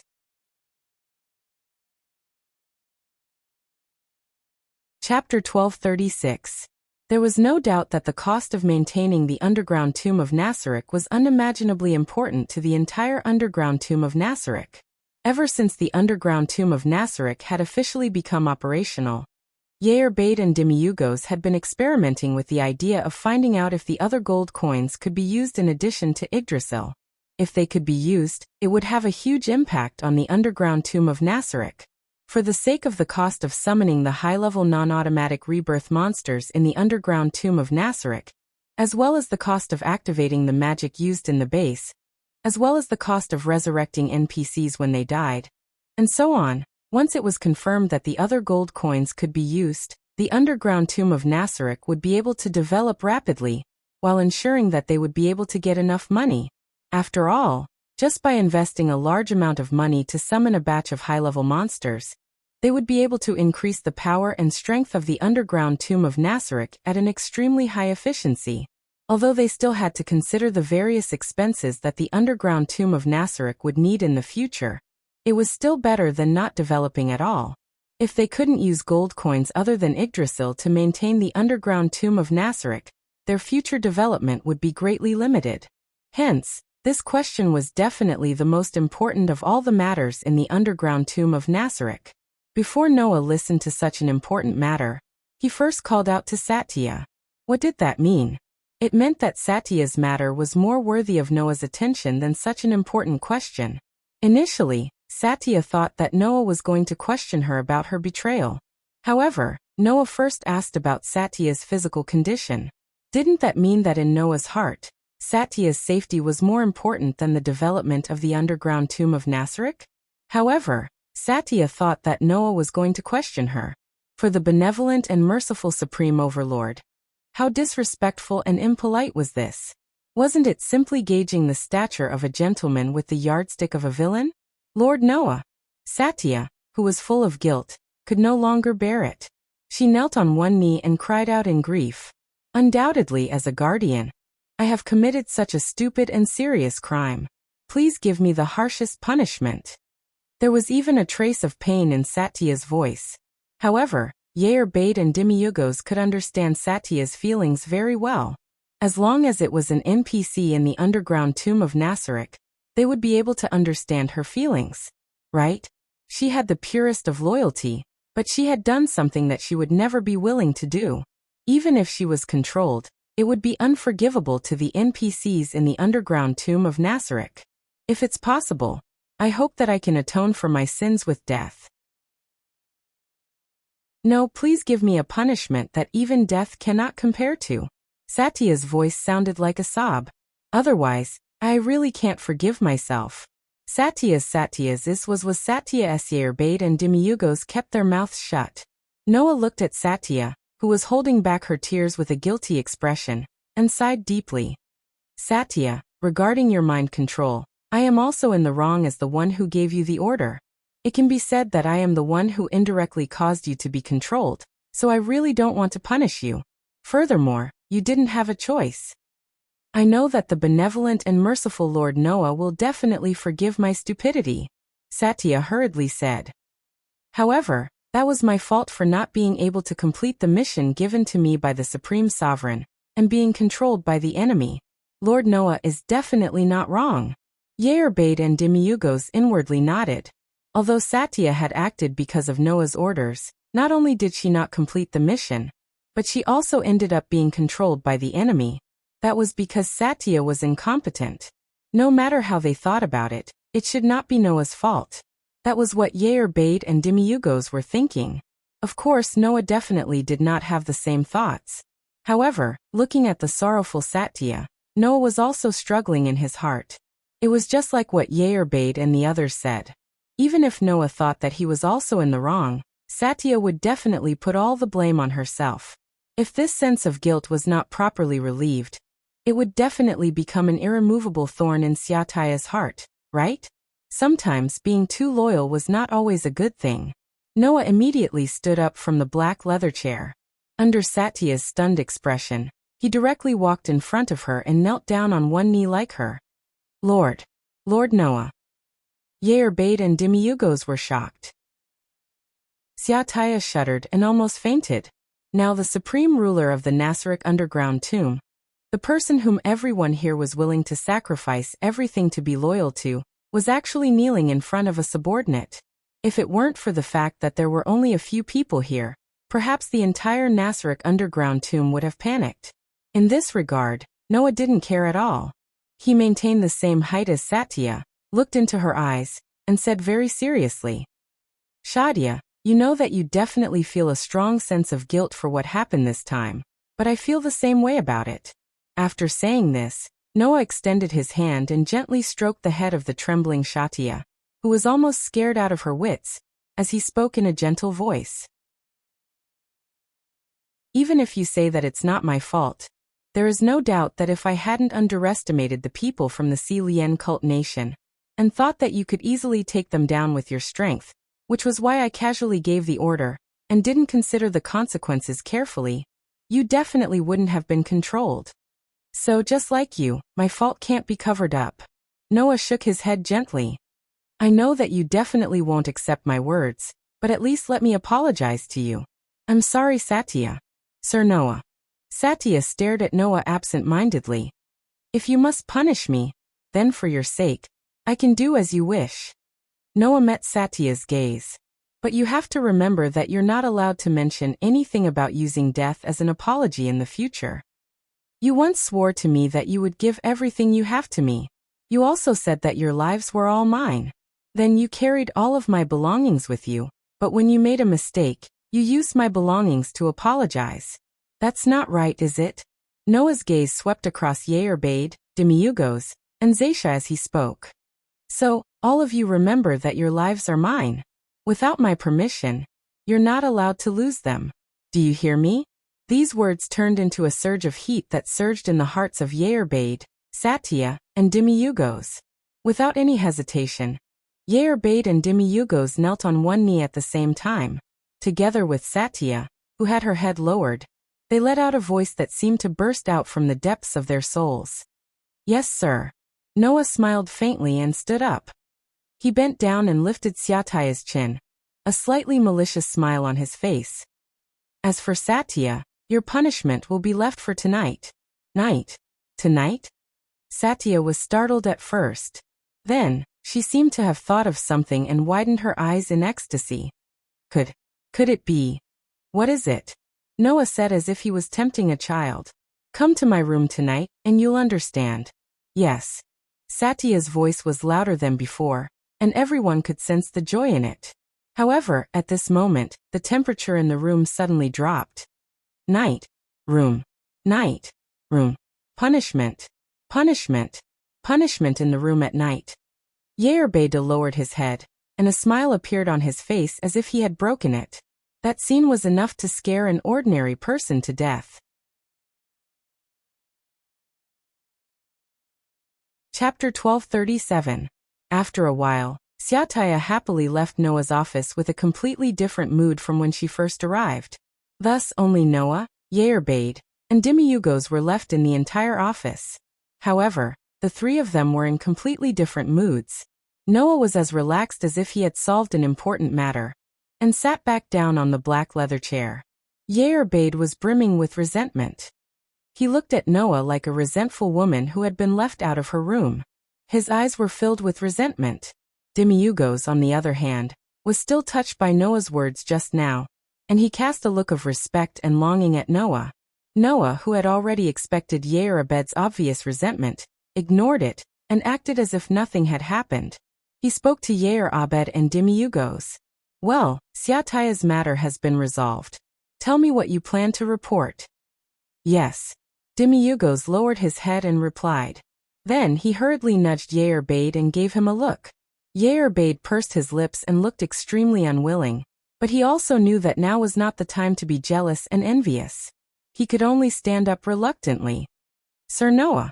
Yair-Bade adjusted his mood, and his beautiful face regained its calmness. Like I said just now, we have already come to a conclusion about the cost of maintaining the big underground tomb in Nasarek. Is that so? Noah leaned forward a little and asked seriously. So what's the result? The result is very gratifying. Yair-Bade shared the good news. Whether it's the gold coins in Yggdrasil, the gold coins from this world brought back from the surface, or even the gold coins given by Sir Noah, they can all be used to maintain the big underground tomb in Nasarek. Hearing this, Noah's eyes suddenly lit up. This was indeed an extremely good piece of news. If the gold coins of this world could really be used to maintain the big underground tomb in Nasarek, then there would be no need to deliberately save the gold coins in Yggdrasil in the treasure hall of Nasarek's underground tomb. They could develop without worry. In particular, the news that the gold coins given by Noah could also be used was even better. With a treasure house that could produce unlimited gold coins, there would be no need to worry about the cost of maintaining the big underground tomb in Nasarek in the future. At this moment, Demiugos said. However, we found that the three different types of gold coins used to maintain the big underground tomb in Nasarek have completely different degrees of consumption. Completely different degrees of consumption. Noah asked in confusion. What's going on? This is the final confirmation after many experiments, Yair-Bade replied. We found that the different types of gold coins used to maintain the big underground tomb in Nasarek have different degrees of consumption. For example, if we use 3 different types of gold coins to summon the same type of monster, the degree of consumption is completely different. Demiurgos presented a prepared report. Sir Noah can take a look at the details. Noah did not hesitate and directly took the report from Demiurgos and began to read it. After a while, Noah understood what was going on. Simply put, the 3 types of gold coins used to do the same thing were completely different degrees of consumption. For example, if he used the gold coins in Yggdrasil to summon a level 70 monster, he would need to spend 100,000 gold coins. However, if he used the gold coins of this world to summon a monster of the same level, type and race, he would need to spend 200,000 gold coins. If he used the gold coins that Noah took out from the Gate of Babylon, he would only need to spend 10,000 gold coins to summon the same monster. Other than the summoning of the monster, the rest of the costs showed the same result. In other words, for the big underground tomb in Nasarek, the value of the gold coins that Noah took out from the Gate of Babylon was 10 times greater than the value of the gold coins in Yggdrasil. The gold coins in Yggdrasil were twice as valuable as the gold coins in this world. Naturally, under such circumstances, the expenditure of the 3 types of gold coins for the same purpose would naturally be different. After this experiment, we are sure of one thing. Yerbade smiled slightly. That is, the problem of the maintenance cost of the big underground tomb in Nasarek can be used as long as it is gold coins. And the amount of money consumed is completely dependent on the gold content, Demiurgos said. Among the 3 types of gold coins, the gold coins that Lord Noah gave us have the highest gold content, so the consumption time is also the least. The gold coins in Yggdrasil have the second highest gold content, which is only 1/10 of the value of the gold coins that Lord Noah gave us. As for the gold coins in this world, they have the least gold content. Compared to the gold coins in Yggdrasil, their value is only half, Yerbade continued. Therefore, we are sure that the difference in cost is determined by the gold content.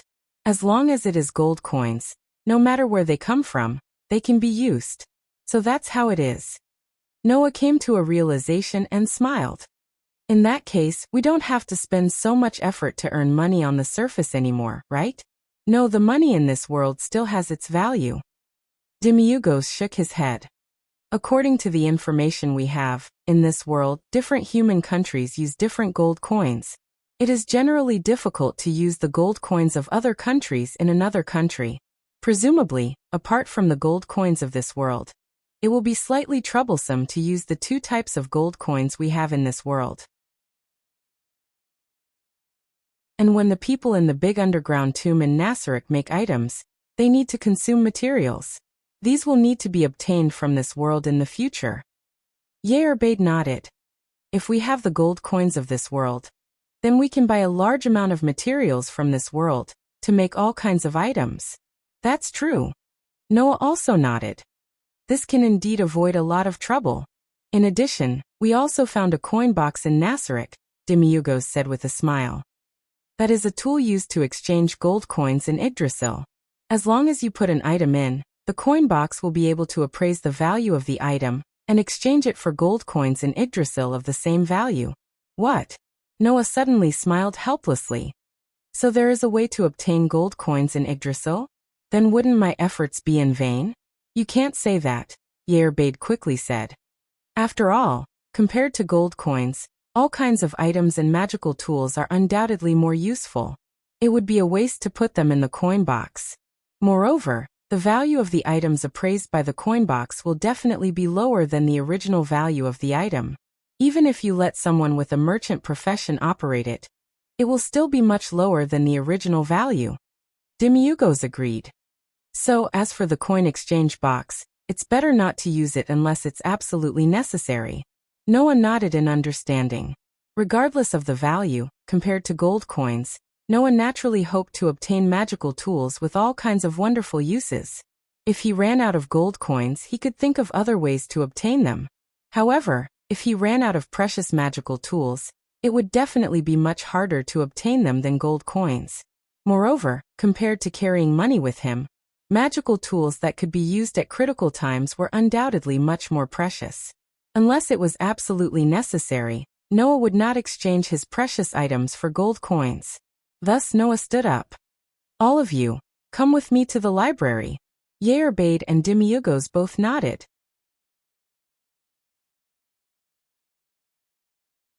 Chapter 1238. On the 10th floor of the underground tomb of Nasarek, there was a huge library. It was a dark brown library. The atmosphere in the air was very calm, and there was a gentle magical light that illuminated every corner of the library. The high ceiling was circular. There was a huge door outside. The size of the door was comparable to the door of the throne room. On both sides of the door, there was a gorm that was more than 3 meters tall. The gorms had the appearance of a warrior, and their bodies flickered with a luster that normal stones or metals could not have. It was obvious that they were made from extremely rare materials. Although they were inanimate objects and their auras could not be sensed, the solemn atmosphere around the two gorms told others that they were definitely much stronger than normal gorms. With Noah in the lead, Yerbade and Demiurgos on his left and right like bodyguards, the three of them arrived in front of the huge door guarded by the gorms. If it was anyone else in the underground tomb of Nasarek, they would have knelt down upon seeing Noah. However, the gorms did not have intelligence, nor were they living creatures. They were just weapons, so they naturally did not have such knowledge. Thus, Yerbade and Demiurgos could not reprimand the two gorms for being rude, and Yerbade spoke loudly. "Open the door." Reacting to Yerbade's words, the gorms standing on both sides of the door suddenly moved. Like stone giants and robots, the two gorms clumsily moved to the side and slowly pushed open the huge door. In the next moment, a space that was more like an art gallery than a library appeared in front of Noah's eyes. It was a space with all kinds of huge bookshelves. The walls, floor, and even the bookshelves were decorated with countless decorations. There was not even a speck of dust on the bright and clean floor, and beautiful patterns were drawn on it. There was also a huge wet mural on the ceiling. From here, one could see the second floor on both sides. After all, above the wall, there was a stand that protruded outwards. There were also rooms with entrances, and bookshelves were placed in the rooms. It looked like a heavenly kingdom of books. A few glass display cabinets with extremely precious books that were obviously different from ordinary books also entered Noah's eyes. A tranquil atmosphere filled the air. Noah, Yerbade and Demiurgos walked into the library together. The door behind them was slowly closed by the two gorms. Right now Noah, Yerbade, and Demiurgos were in a place called the Realm of Reason. The huge library that existed in the 10th floor of the Great Tomb of Nasarek was divided into 3 sections: the space of knowledge, the space of reason, and the space of magic. Noah looked around and exclaimed as he walked along the aisles separated by bookshelves. "Is this the library on the 10th floor of the Nasarek catacombs?" In fact, Noah already knew about the existence of this library. That was because some of the books stored in this library were extremely precious to the Great Tomb of Nasarek. The books here could be divided into 5 types. The first type was the summoning book used to summon monsters. The summoning of high-level magical creatures that were not automatically reborn required a summoning ritual, and a corresponding amount of money before it could be carried out. The item required for the summoning ritual was the summoning book. If one did not use the summoning book but used summoning magic to summon monsters, then the monsters that were summoned were the most common and low-level monsters. The monsters that were summoned using the summoning book were not only very rare, but their levels were also much higher than ordinary monsters. Even their magic, skills, and races were very rare. The second type was the item book used to store magical props. Some special and precious magical props with very powerful effects and functions were stored in these item books. The third type was the magic book used to use them. In Yggdrasil, sometimes if one wanted to change into a specific profession or race, they would need the corresponding items. Among them, there were many items in the form of books. For example, the Book of the Dead that could transform people into undead, the Seed of the Fallen that could transform people into demons, and the Wings of Ascension that could transform people into angels, and so on. Using these items could allow one to change into a specific profession or even race. In Yggdrasil, Such items had different values depending on the race and class of the player. The magic book stored here was the kind of item that could be used to change one's profession or race to an extremely precious profession. The fourth type was the information book used to create equipment, items and items. The creation of some precious equipment, items, and items could not be done by just anyone. It was like a blueprint. The creation of precious equipment, items, and items required these information books in addition to materials. With these information books, as long as one had the required forging skills and materials, one could create the items recorded in them. As for the fifth type, they were novels. Most of them were classic novels that were widely circulated in the original world, or novels with the background of the game as the story. There were even original novels written by players in Yggdrasil, as well as second novels and game guides. Noah's goal on this trip was the first four types of books. The summoning books and information books were intended to be given to Yair Bade and Demiurgos for their use. They would be used to summon monsters and create items, thus expanding the power and influence of Nazarik's underground tomb. The item books and magic books had wonderful uses. Naturally, Noah wanted to collect them. While expanding the treasury, he also wanted to prepare for an emergency. Of course, most of the summoning books and information books here had backups. Noah also planned to collect those books. Perhaps in other worlds, if he needed manpower or specific items, Noah could make preparations with these summoning books and information books. "It's just that there are so many books here," Noah exclaimed. Apart from the novels and guides, the summoning books, item books, magic books, and information books are all very useful and precious. There are so many of them here. The main ones are the novels and guides. Compared to the novels and guides, the other four types of books don't even add up to 1% of the total, right? Yair Bade said in an admiring tone. Even so, the number of summoning books, item books, magic books, and information books here is quite shocking. To be able to collect so many precious items, as expected of the supremes of the past. Demiurgos nodded in agreement. He then turned his head and looked at Noah. "Lord Noah, since you're here, would you like to see the scribe of the library?" The scribe of the library. Noah nodded as he recalled the information about this NPC. "That's fine.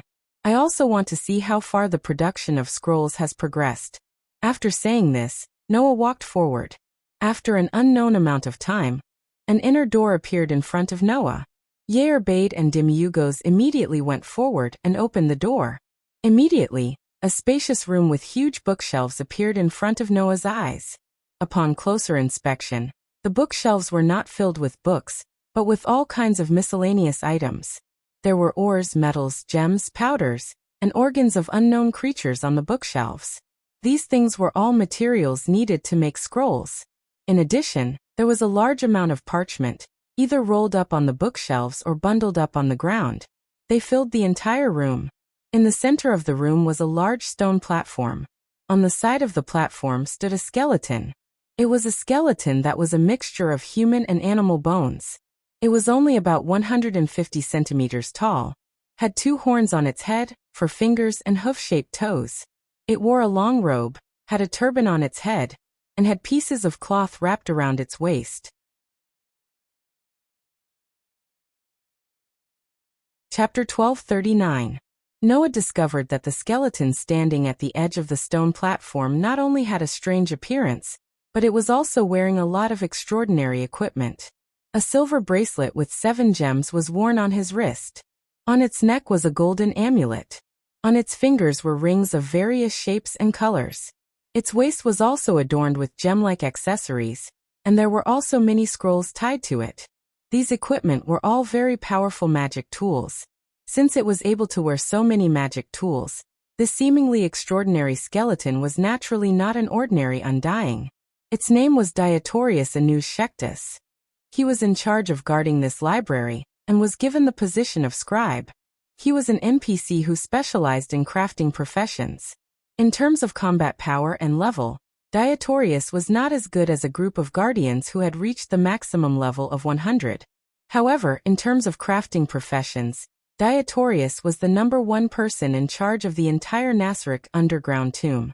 This was especially true for the production of scrolls, as the scribe was the one who took up most of the responsibility. Without this scribe, the various tools that could be produced in the Nasric underground tomb would definitely be of a lower grade. Therefore, although Noah had not seen Diotorius before, he at least knew of his existence. On the other side, Diotorius, who was studying a piece of parchment spread out on the stone platform in front of him, finally seemed to notice the situation at the door and raised his head.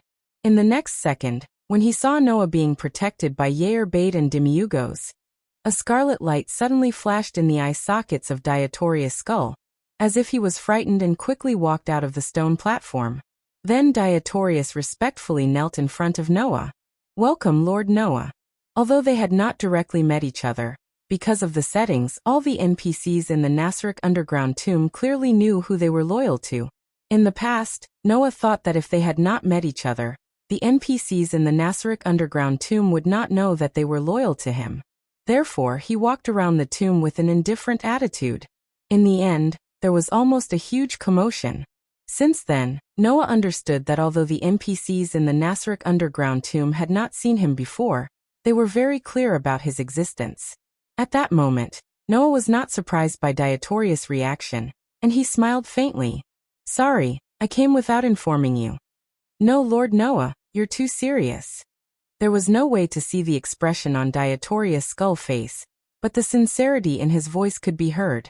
"The entire Nasric underground tomb belongs to Lord Noah.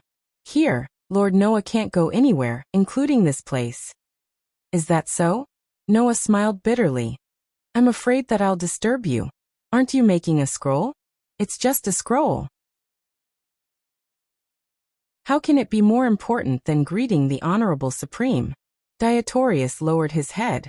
"So please don't say that, Lord Noah. That's true, but the scroll you make will not only strengthen the Nasric underground tomb, but it will also be of great help to me."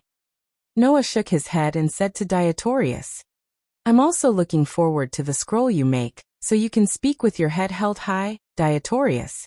It's my honor to be able to make the Honorable Supreme look forward to it." Diotorius seemed to be delighted. "I will definitely not disappoint the Supreme Sovereign's expectations. Then I'll have to trouble you." Noah nodded and asked, "Is the production of the scroll going smoothly?"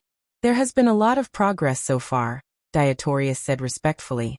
"At the very least, I can confirm that there are requirements for the parchment paper used to make scrolls with different levels of magical effects." "Oh," Noah asked curiously. "How should I put it?" "After experimenting, I can basically confirm that the parchment paper brought back from the surface can only be used to make magic scrolls of the second level," Diotorius said. "As for the third level of magical effects, there's no way to use parchment paper to make them." "Is that so?" Noah frowned slightly. "In other words, the parchment paper in this world isn't suitable for making scrolls?" "I'm not sure yet. It could also be that my method of making scrolls is different from the method of making scrolls in this world," Diotorius said truthfully. "After all, I heard that the potions in this world are very different from the potions in the Nasric underground tomb. In this world, under normal circumstances, there were 3 ways to make potions that were used as recovery potions. The first was a potion made from herbs. This kind of potion lacked speed, and only had the effect of strengthening one's original abilities. For example, it could strengthen one's arm, recover one's stamina, or increase one's endurance. Not only was the effect not satisfactory, but there was also a big problem with the efficiency. The only advantage was that it was very cheap. The second was a potion made from a mixture of magic and herbs. The effect of this kind of potion would be faster than the first, but it still required time. Most adventurers preferred to use this kind of potion. After a battle, they would drink a bottle and slowly recover. The third type was a potion that was made using only magic. This kind of potion was made by injecting magic into an alchemy solution. The effect of the potion would be immediately apparent, and had the same effect as the magic that was injected. It was similar to magic scrolls and magic tools that could only be used on oneself. Therefore, this kind of potion was also more expensive. Compared to these 3 kinds of potions, the potions in the Nasric underground tomb were different. Judging from this, The difference in the production method had a big impact on the items that were made. With my production method, no matter how many times I experiment with the parchment paper that is brought back from the outside, as long as it is used to make scrolls that exceed the 3rd level, it will immediately be scrapped, Dietorius said regretfully. However, if you use higher-level paper materials, you can make higher-level magic scrolls. If you use the highest-level paper materials, such as dragon skin, you can even make a 10th-level magic scroll without any problems. Dragon skin? Noah was deep in thought. Dragon skin was, of course, a high-level item that couldn't be any higher. After all, whether it was this world, the game, or even the other worlds, creatures like dragons were generally more powerful creatures. In this world, dragons were even known as the strongest race. The skin that could only be obtained after hunting dragons was naturally extremely precious. However, there were many dragon skins in the Nasaric Underground Tomb's treasure hall. It was an item that the members of Ains Ul Gong spent a lot of effort to obtain. If it took so much effort to do so in the game, it would be even more difficult to do so in this world. It is said that in this world, dragons are the most powerful creatures, and they are also very rare, Dietorius said.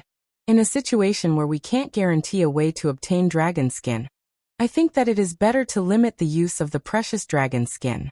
Without a supply, it is undoubtedly foolish to use it continuously. Upon hearing this, Noah chuckled and said, "Don't worry.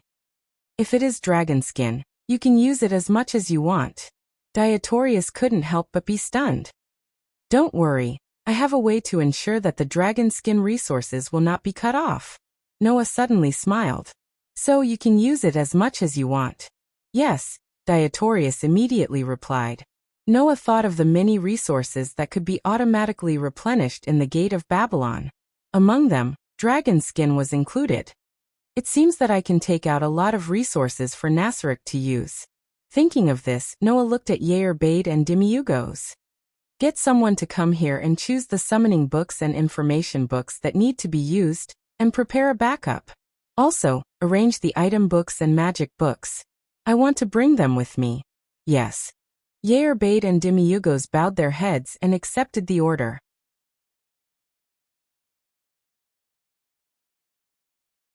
Chapter 1240. Although he had asked Yair Bade and Demiugos to organize the summoning books, item books, magic books and information books, it was not a task that could be completed in a short period of time. After all, the number of books in the library on the 10th floor of the underground tomb in Nasaric was simply outrageous. This library was the largest one Noah had ever seen, be it in terms of size or collection of books. Fortunately, more than 99% of the books were just simple strategies and novels. Although the remaining 1% of summoning books, item books, magic books, and information books were just as numerous, it would not take too long to organize them, even if it could not be completed in a short period of time. With the manpower that Yair Bade and Demiugos had gathered, it would probably take about 2 to 3 days. Under such circumstances, Noah directly handed the task of organizing the library to Yair Bade and Demiugos. He then stayed in the library for an entire day, reading the novels and strategies with great interest, and only left the library when it was dark. Along with Noah, Yair Bade left as well. On the way to his room, Noah sensed the aura following closely behind him. He was speechless as he turned around to look at Yair Bade. "Yair Bade, why have you been following me?" "I was thinking that Lord Noah must be very tired after a busy day today, right?" Yair Bade said with a smile that was as gentle as a goddess, but there was no smile in his eyes. "So as your subordinate, please at least allow me to watch Lord Noah fall asleep. Otherwise I won't be at ease." "Is that so?" Noah rubbed his eyebrows and said directly. "Then what is the truth?" His words made the gentle smile on Yair Bade's face become slightly distorted, and he became as sinister as a demon. "How can I watch Satya beat me to it?"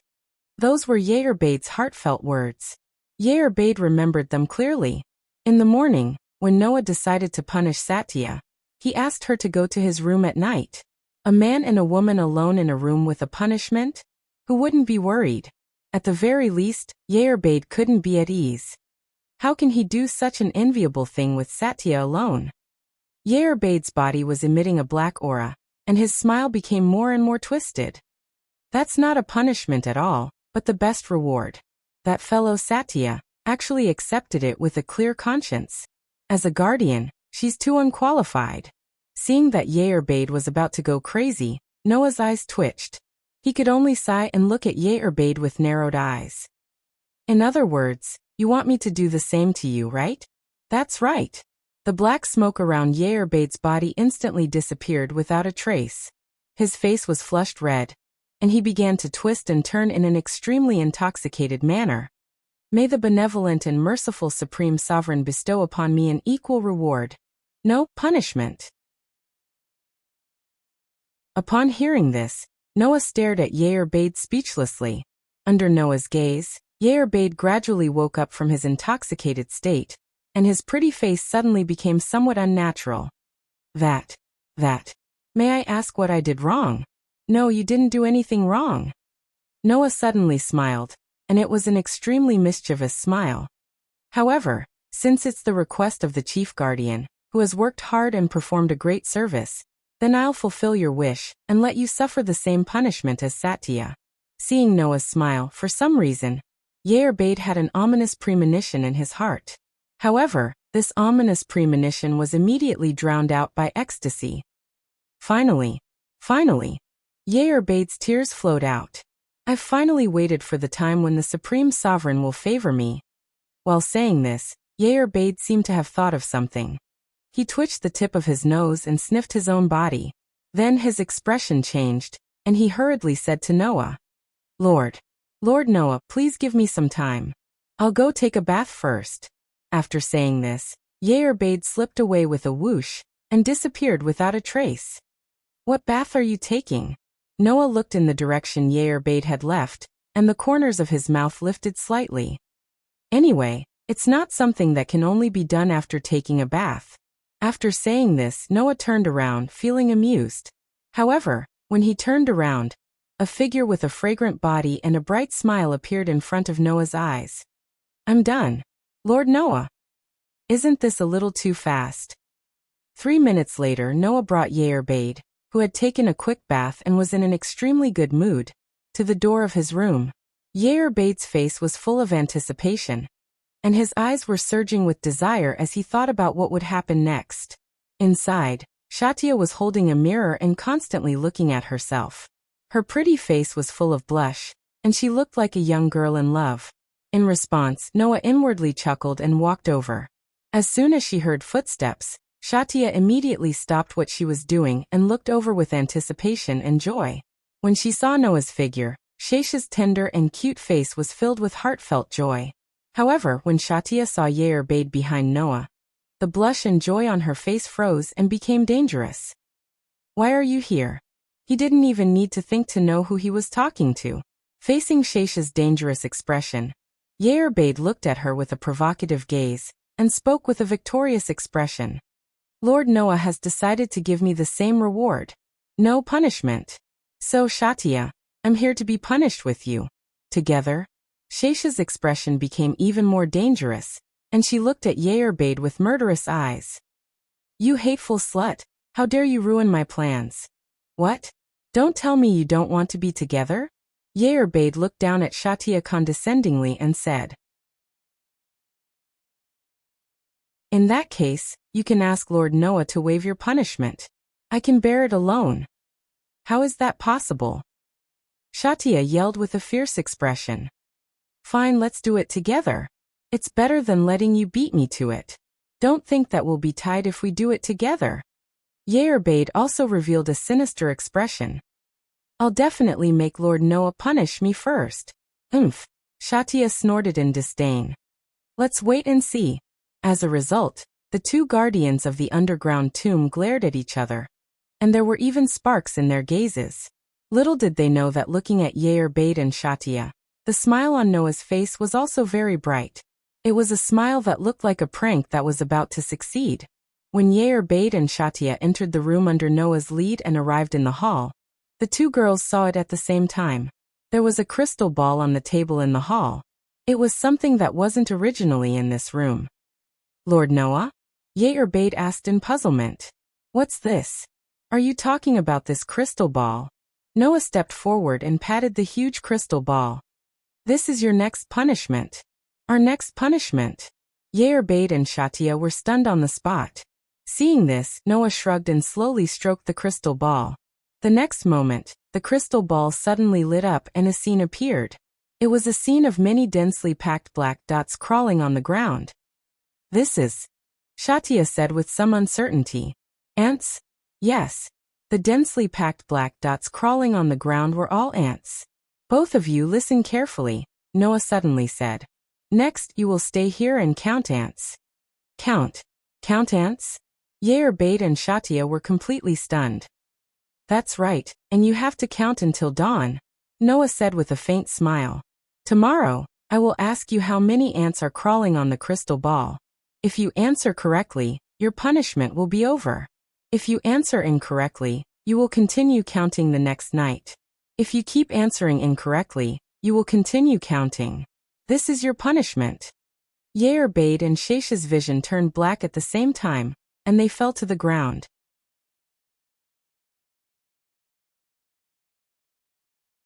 Chapter 1241. The next day, when Noah woke up from his sleep, the familiar soft touch and body temperature in front of him awakened the rest of his muddled consciousness. Opening his eyes, Noah felt the light weight in front of him as he reached out and slowly lifted the blanket. In the next moment, a cute elf girl appeared in Noah's field of vision. Huff. Huff. The girl seemed to still be in a deep sleep. Her extremely subtle breathing sound faintly rose and fell in the silent space, making the air seem to carry a slight fragrance. The silver-white long hair was extremely soft as it hung down her slender and white back, covering the elf girl's entire back. The elf girl was completely naked, only wearing a pair of black knee socks. She hugged Noah's neck as usual, snuggling into Noah's embrace, directly pressing down on Noah's body as she slept sweetly. Who else could it be other than Aster?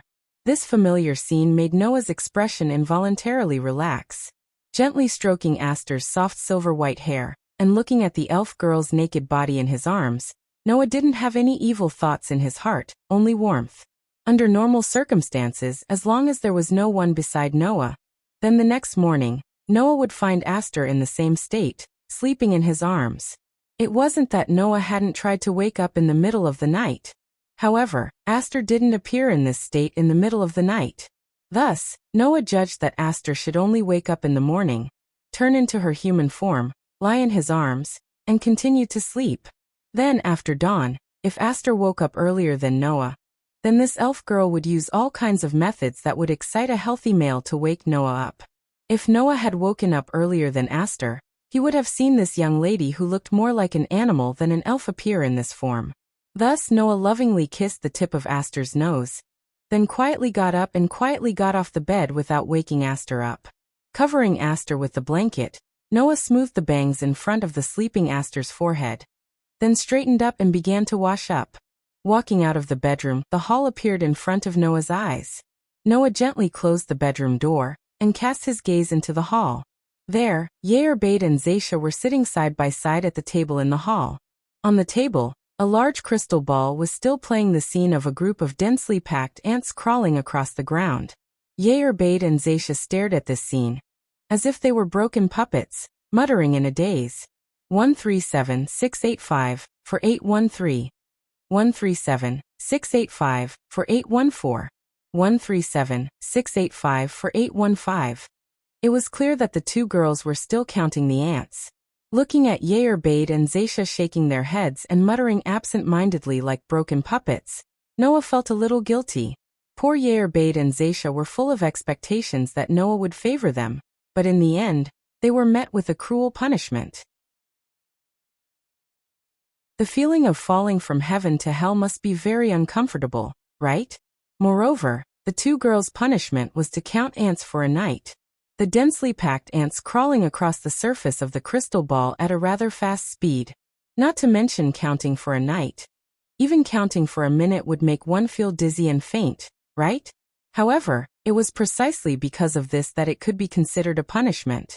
If he really punished Zaisha severely, then Noah wouldn't be able to bear it. But if the punishment was too light, then it wouldn't be able to eliminate the guilt in Zaisha's heart. In that case, How could he make Zaisha feel afraid and punished without causing any substantial damage? This was the method that Noah thought of. Presumably, even Zaisha would go crazy from counting ants for a night, right? Moreover, Zaisha's patience wasn't very good to begin with, so it would be even more effective as a punishment. As for Ye'erbade, it would be an undeserved calamity. Well, as demons and vampires, Ye'erbade and Zaisha were creatures that did not need to sleep or eat. And they were races that did not tire. It was not a bad thing to have some fun. Of course, even if the two girls counted wrongly, Noah did not intend to let them continue. If they really had to count like this every night, then even demons and vampires would probably go crazy. Thus, Noah approached the two girls with a faint smile on his face. Okay, Ye'erbade, Zaisha, you can stop now. After Noah's voice sounded, the two girls looked up as if they had just woken up from a dream. They looked at Noah blankly with a melancholy expression. Seeing how Ye'erbade and Zaisha were staring at him blankly, the faint smile on Noah's face began to slowly disappear, and was replaced by a trace of worry. Don't tell me that Ye'erbade and Zaisha have really gone crazy from counting ants for an entire night? Just as Noah was worried about this, Ye'erbade suddenly lowered his head slowly, letting the bangs in front of his forehead cover his expression, and his body trembled slightly. That appearance made Noah feel a little scared. Yeah, Ye'erbade? Noah asked with some trepidation. What's wrong with you? At this moment, Ye'erbade suddenly moved. Bang! Accompanied by a muffled sound, a force exploded in Noah's arms, making Noah lose his balance. Noah only felt his vision spinning, and then there was another impact on his back. The scene on the ceiling was fixed in Noah's vision.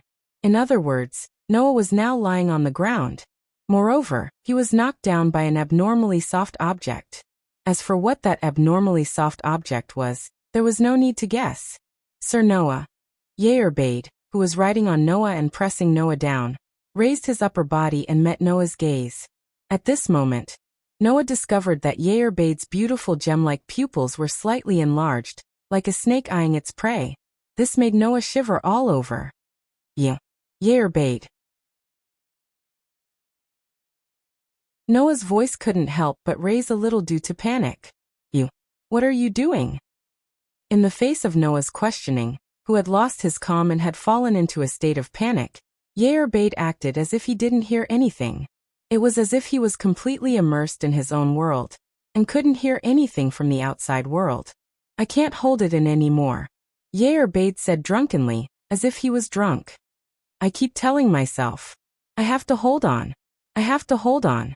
As long as I hold on, until I finish counting the ants, then I will be able to obtain Sir Noah's favor. Now, finally this moment has come. Right? Cold.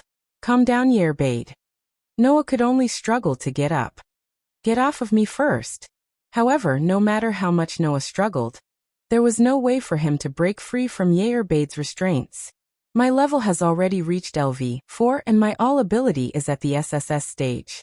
In terms of physical ability, I am stronger than Hercules, who descended in the form of a servant, but there is no way for me to push Ye'erbade away.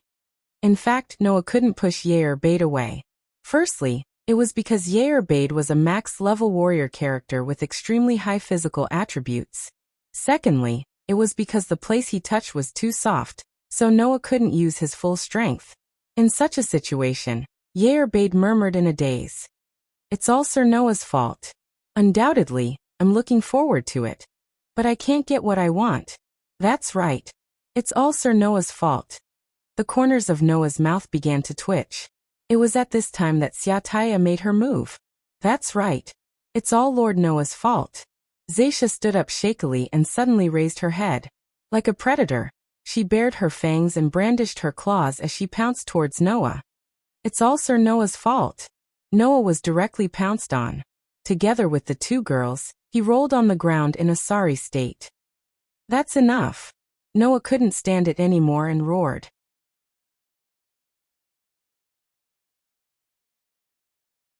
Chapter 1242. Noah's Gate of Babylon was a treasure trove jointly built by Gaia and Aleia, the two suppressive forces. Even the hero king Gilgamesh, who claimed to have all the treasures of an era, could only stare at the treasures inside. Noah's Gate of Babylon had all kinds of rare resources such as fine steel, dragon skin, and so on. In addition, Noah's Gate of Babylon had the ability to automatically replenish consumables. There were many resources that were extremely precious in the eyes of others, but they were inexhaustible and inexhaustible. For the development of the underground tomb in Nasarek, Noah asked Yair-Beed and Demiugos to sort out all the summoning books, item books, magic books, and information books in the library to enrich the Gate of Babylon. At the same time, he also took out many of the precious resources in the Gate of Babylon and provided them to the underground tomb in Nasarek for use. With these precious resources, the production of all kinds of items in the underground tomb in Nasarek would definitely be fruitful. As for the summoning books, item books, magic books, and information books that Yair-Beed and Demiugos sorted out, they were all put into Noah's Gate of Babylon.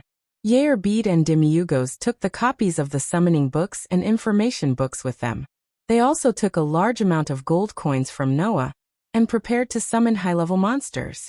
They also started to let the NPCs in the crafting department use the information books to create all kinds of equipment, items, and items. As for the summoning books, considering that the space in the underground tomb in Nasarek was limited, Yair-Beed and Demiugos still needed to discuss how to use them.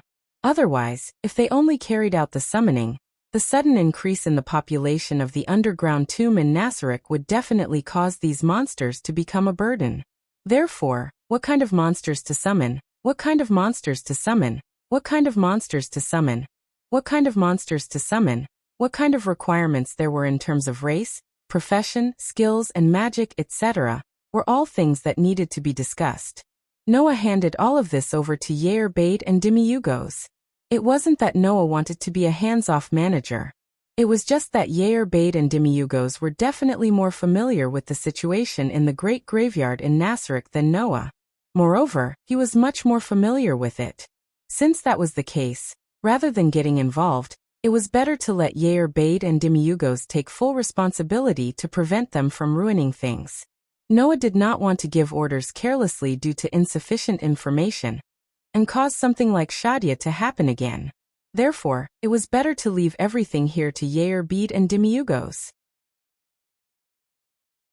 As for Noah himself, he would occasionally listen to the reports from Yair-Beed and Demiugos and learn about the operation of each floor of the Great Tomb of Nasarek from the other guardians. When he was free, he would check on the management system in the throne room. His days were quite fulfilling. On this day, Noah was browsing through the management system in the throne room. Through the management system's display of the operation of the Great Tomb of Nasarek, Noah could easily see that the number of monsters in the entire stronghold was increasing. In addition, various facilities responsible for producing equipment, items, and items were also operating in full swing. Presumably, every once in a while, these facilities would produce a batch of equipment items to fill the inventory of the Great Tomb of Nasarek, right? It's going well, Noah said as he flipped through the main window that appeared in front of him. If it continues to develop at such a high speed, can the supply of resources be maintained?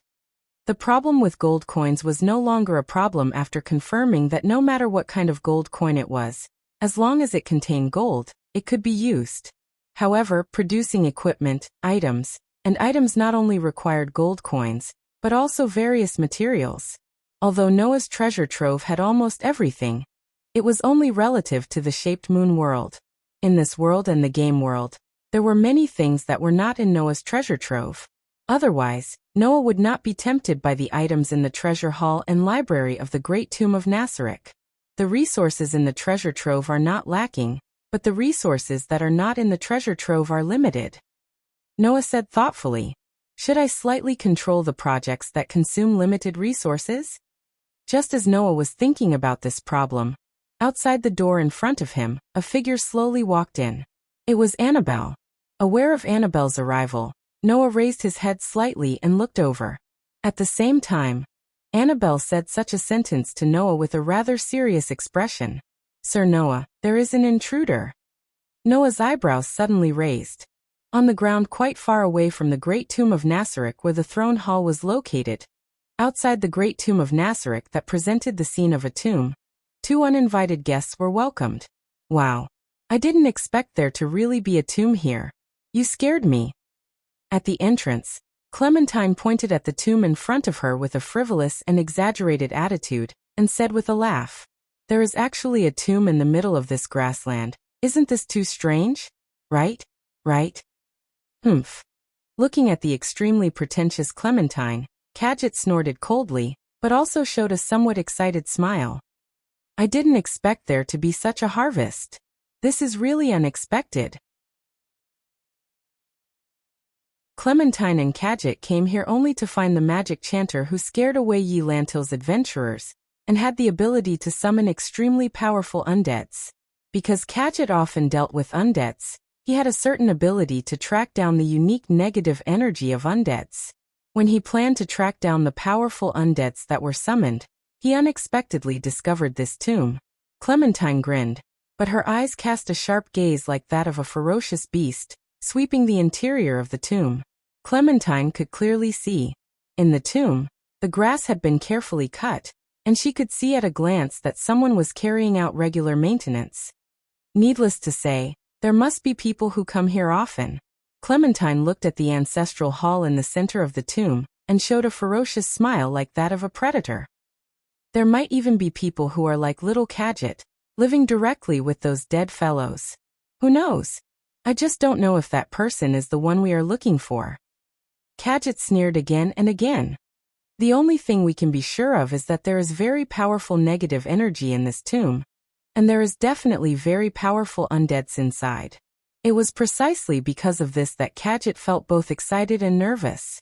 He was excited because since there was a very powerful undeads here, it meant that there was a large number of low-level undeads, which could allow the powerful undeads to be born.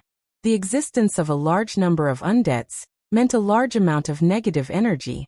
Cadget's goal was precisely this negative energy. However, facing such an undeads army that had a powerful undeads as their commander, could the two of them win? This was what made Cadget nervous. "What?" Clementine said in a light tone. "Little Cadget, are you scared? What about you?"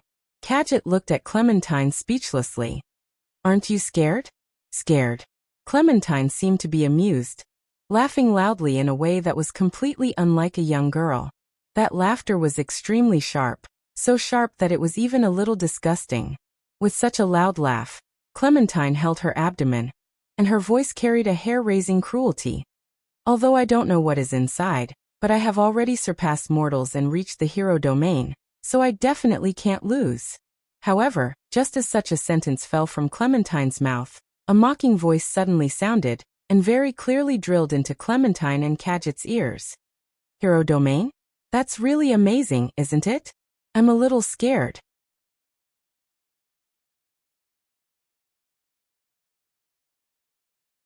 Chapter 1243. The voice that suddenly echoed in the entire space came so abruptly. The cruel smile on Clementine's face suddenly froze on her face, and Cadget's expression also changed abruptly, making the entire atmosphere tense. The first to calm down was Clementine. While Cadget's expression was still changing wildly, Clementine restrained her expression, raised her head, and cast her sharp gaze like that of a carnivorous beast towards the cemetery in front of her. She saw that in the cemetery, a figure was slowly walking out from the path in front of the centermost large ancestral hall. "Although I really want to ask how you found this place." Saying this, Noah walked out of the cemetery while watching Clementine and Cadget, and his eyes gradually narrowed.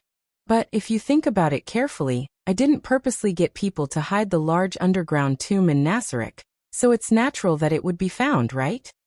That being said, Clementine and Cadget obviously didn't come to the large underground tomb in Nasarek by chance. Whether it was Clementine or Cadget, although they were surprised by Noah's appearance, they weren't surprised. Clearly, these two uninvited guests had come prepared. Or rather, Clementine and Cadget came for Noah. "Oh, is there really someone here?" Clementine's somewhat unsightly smile hung on her face again, but her gaze was always sizing up Noah. "Hey, don't tell me you're the one who scared the hell out of those adventurers in Yi Lantir." "What? Is that your friend?" Noah stopped and looked at Clementine from a distance as he spoke lightly. "You don't look like you're here to avenge someone. That kind of thing, no matter what." Clementine tilted her neck and grinned like a broken doll. I just want to confirm if you're interesting, that's enough. Is that so? Noah muttered to himself for a while, then looked at Kadget as if he was no longer interested in Clementine. Then, what are you here for? I heard you're a magic chanter who can summon extremely powerful undead. Kadget gripped the black staff in his hand tightly and stared at Noah. Why don't you let me see how your summoning magic is? Oh. Noah raised his eyebrows and finally smiled. In other words, if you're not here to pick a fight, then you're here to challenge me, right? Pick a fight? Challenge me? Clementine was startled at first, then burst out laughing. Good. That's a good way of putting it. I like that way of putting it. In the next second, Clementine's laughter came to an abrupt halt. A killing intent that was as sharp as a blade that made one's skin hurt suddenly erupted from her body. That's right. I'm here to pick a fight. As soon as she finished speaking, Clementine stomped her feet on the ground and shot forward. In the meantime, in Clementine's hand, a short awl suddenly flashed and was held in her hand. As she waved it, it tore the air apart. With a sharp sound of wind breaking, Clementine flashed in front of Noah with a sneer. That speed was as fast as the wind. Shio dash. In the next moment, the sharp short awl was stabbed out by Clementine. The target was Noah's eyes. Ding dash. A crisp sound of collision shook the air slightly. It was the sound of a finger blocking the short awl that was piercing towards him like a bullet with the tip of his finger. I see. Ignoring Clementine's surprised expression, Noah said understandingly. In other words, I don't have to show you mercy, right? As soon as he finished speaking, bang dash. A burst of violent magic rose from Noah's body and turned into a substantial shockwave that suddenly shook and surged out. Dong dash. In a low muffled sound, Clementine was directly sent flying by the substantial shockwave of magic. Her feet brushed against the ground, and she was forced to retreat a distance of more than 10 meters before she could stabilize herself. Tis. Clementine held her chest that hurt from the shockwave and made a speechless sound. That bastard. Not only is he a magic chanter, but he's also a monk. Although Clementine's short awl did not have high lethality, it could not be more fragile than a human body. To be able to use a finger to block the sharp short awl.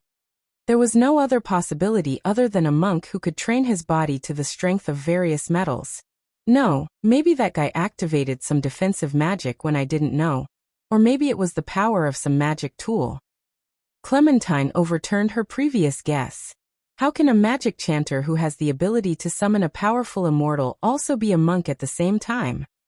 Noah raised his eyes slightly in response to Clementine's self-muttering guess. He looked at her and said with a faint smile on his face, "Is that so?" After saying that, Noah's body suddenly shook, and his figure disappeared on the spot. Clementine's eyes shrunk, and without hesitation, she stomped on the ground and retreated. However, just as Clementine's figure retreated, a ghostly figure suddenly appeared behind her and reached out a hand and put it on Clementine's back. Feeling the touch of the hand on her back, Clementine's face finally changed. Then a voice entered Clementine's ears. "Are you a magic chanter? Or a monk? Why don't you guess again? A big shot who has stepped into the realm of heroes." At this moment, Clementine felt like there was a knife on her neck, and an extremely strong sense of crisis rose in her heart. It was only then that Clementine understood.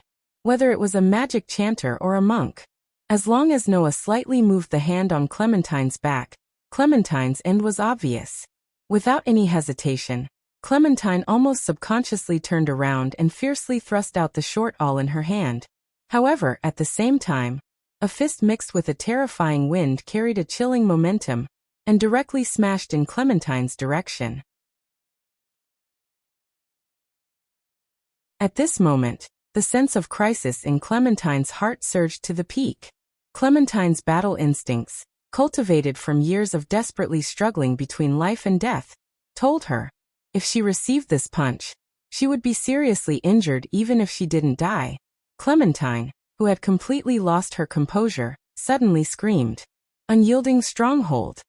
At this critical moment, Clementine used a skill that was like a warrior's trump card, a martial technique.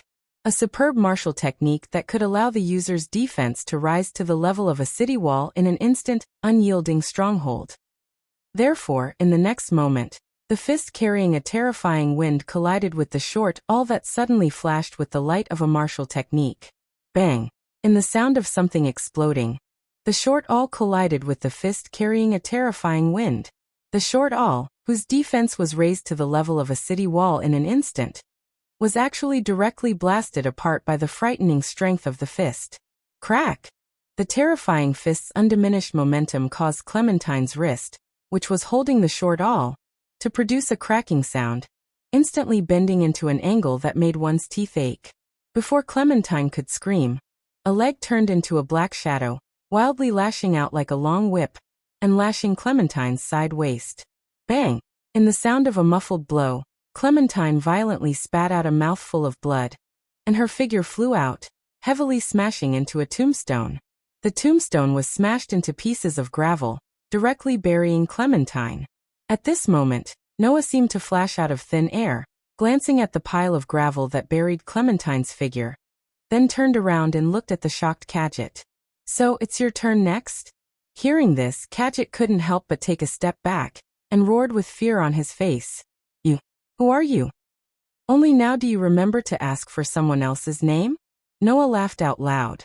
"But that's not important anymore. I just need to know that you came with ill intentions, and that's enough."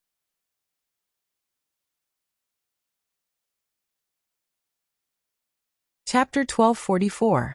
The cool breeze, mixed with the smell of soil, blew through the surface graveyard of Nazarik's underground graveyard, causing the tense atmosphere in the air to suddenly become heavy.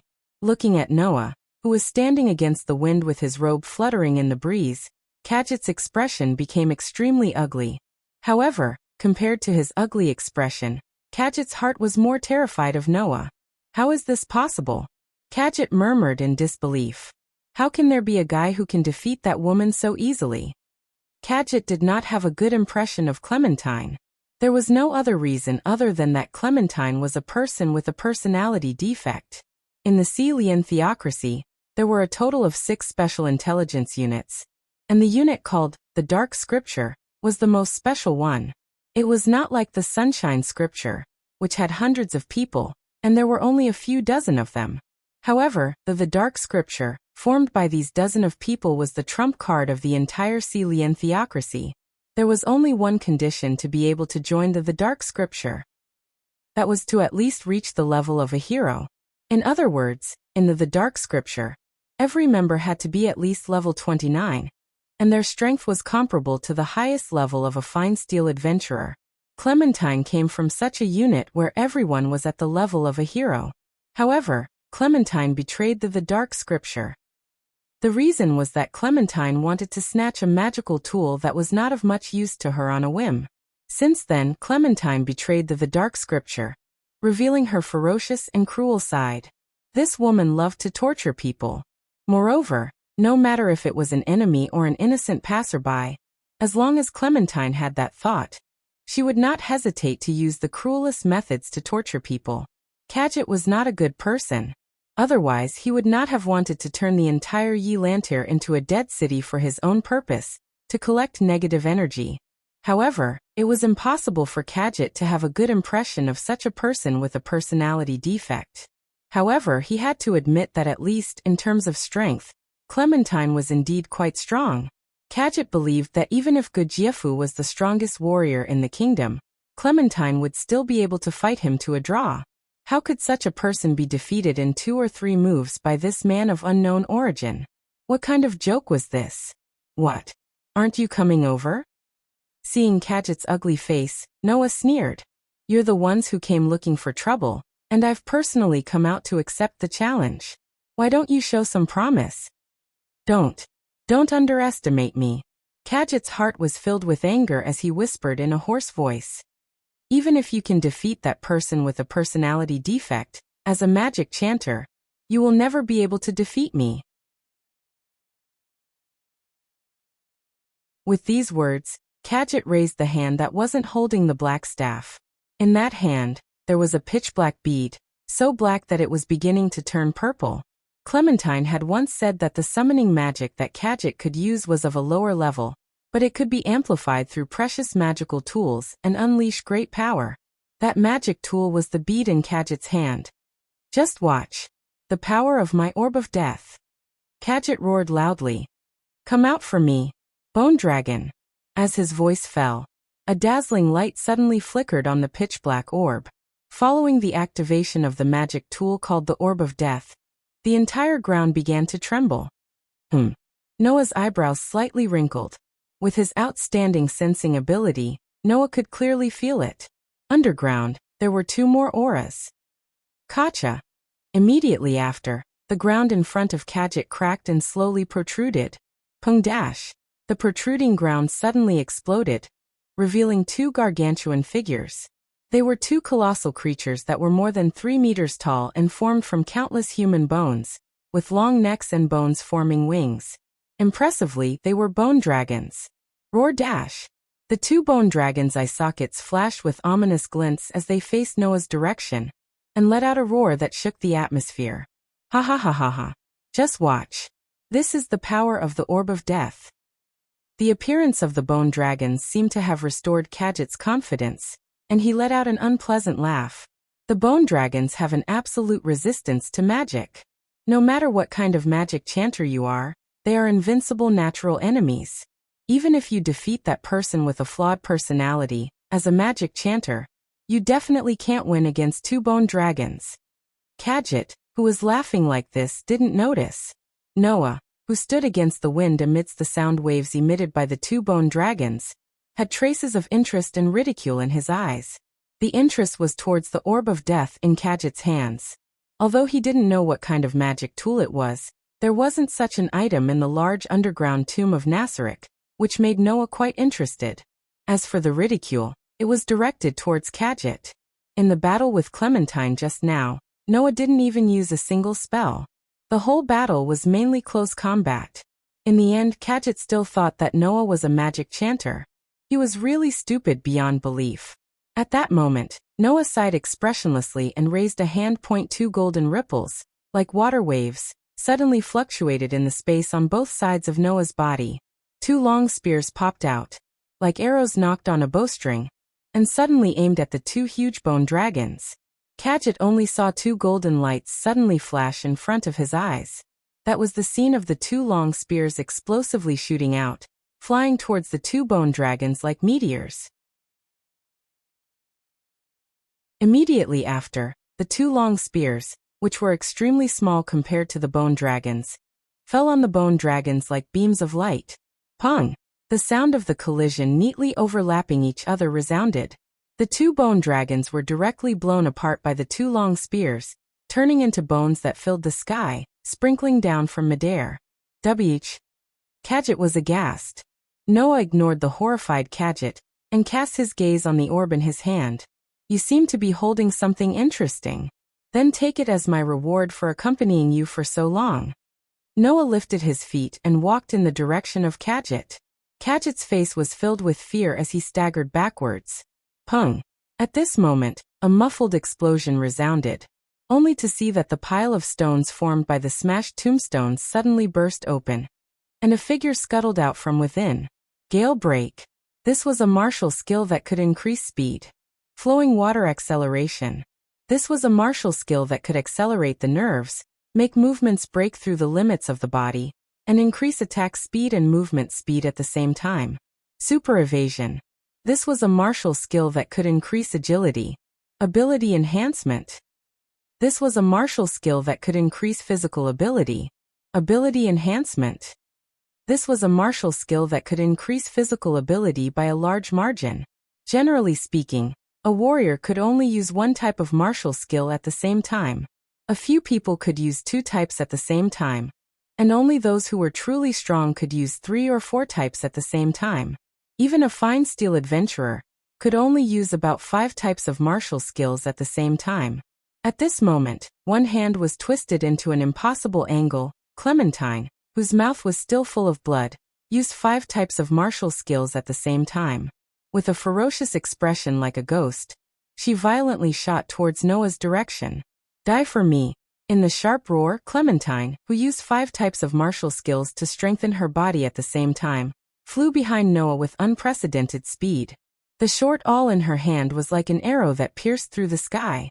In the ear-piercing sound of the air breaking, she violently stabbed towards Noah's back. Once she made a move, it was a fatal blow. Ding! Unfortunately, in the crisp sound of the collision, that violent short awl was blocked by a finger. Just like at the beginning.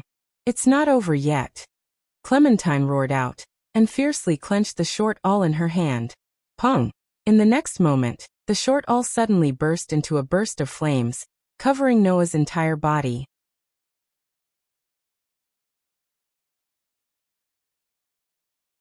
Chapter 12:45. Pung Dash. Bright flames rose up in the cemetery, turning the fiery red flames into monstrous heat waves that completely covered Noah's body. The scalding flames burned in the center of the cemetery, causing the surrounding temperature to suddenly rise, causing the atmosphere to become scalding hot. Ha ha ha ha dash. Clementine, whose hand was twisted to an impossible angle and whose mouth was still bleeding, laughed like a maniac. "Go to hell, you bastard." While laughing like this, Clementine continued to turn the short awl in her hand with a ferocious expression. Ping ping pinch ping ping dash. Suddenly, in a series of continuous explosions, waves of shocking flames exploded from the short awl in Clementine's hand, causing the thick flames to carry a scalding heat wave and expand in the surroundings. Seeing this scene, Cadget, who was retreating in a sorry state due to his fear of Noah, couldn't help but be overjoyed. Clementine's weapon had an additional spell that could accumulate magic. This additional spell could accumulate all kinds of magic and store all of these magic in the weapon, allowing Clementine's short awl to have the ability to use all kinds of magic. It could be considered a rather special magic tool. However, the magic accumulated in the weapon was the same as other consumable magic tools. Each time it was used, it would be used up, unless new magic was injected and accumulated. Now Clementine had released the 3rd rank spell accumulated in the short awl, Fireball, all at once. Being bombarded by so many 3rd rank spells at close range, Cadget didn't believe that anyone could survive unscathed.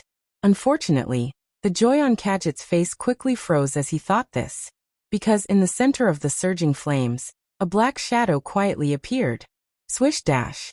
A hand suddenly reached out from the magma-like flames at an extremely shocking speed.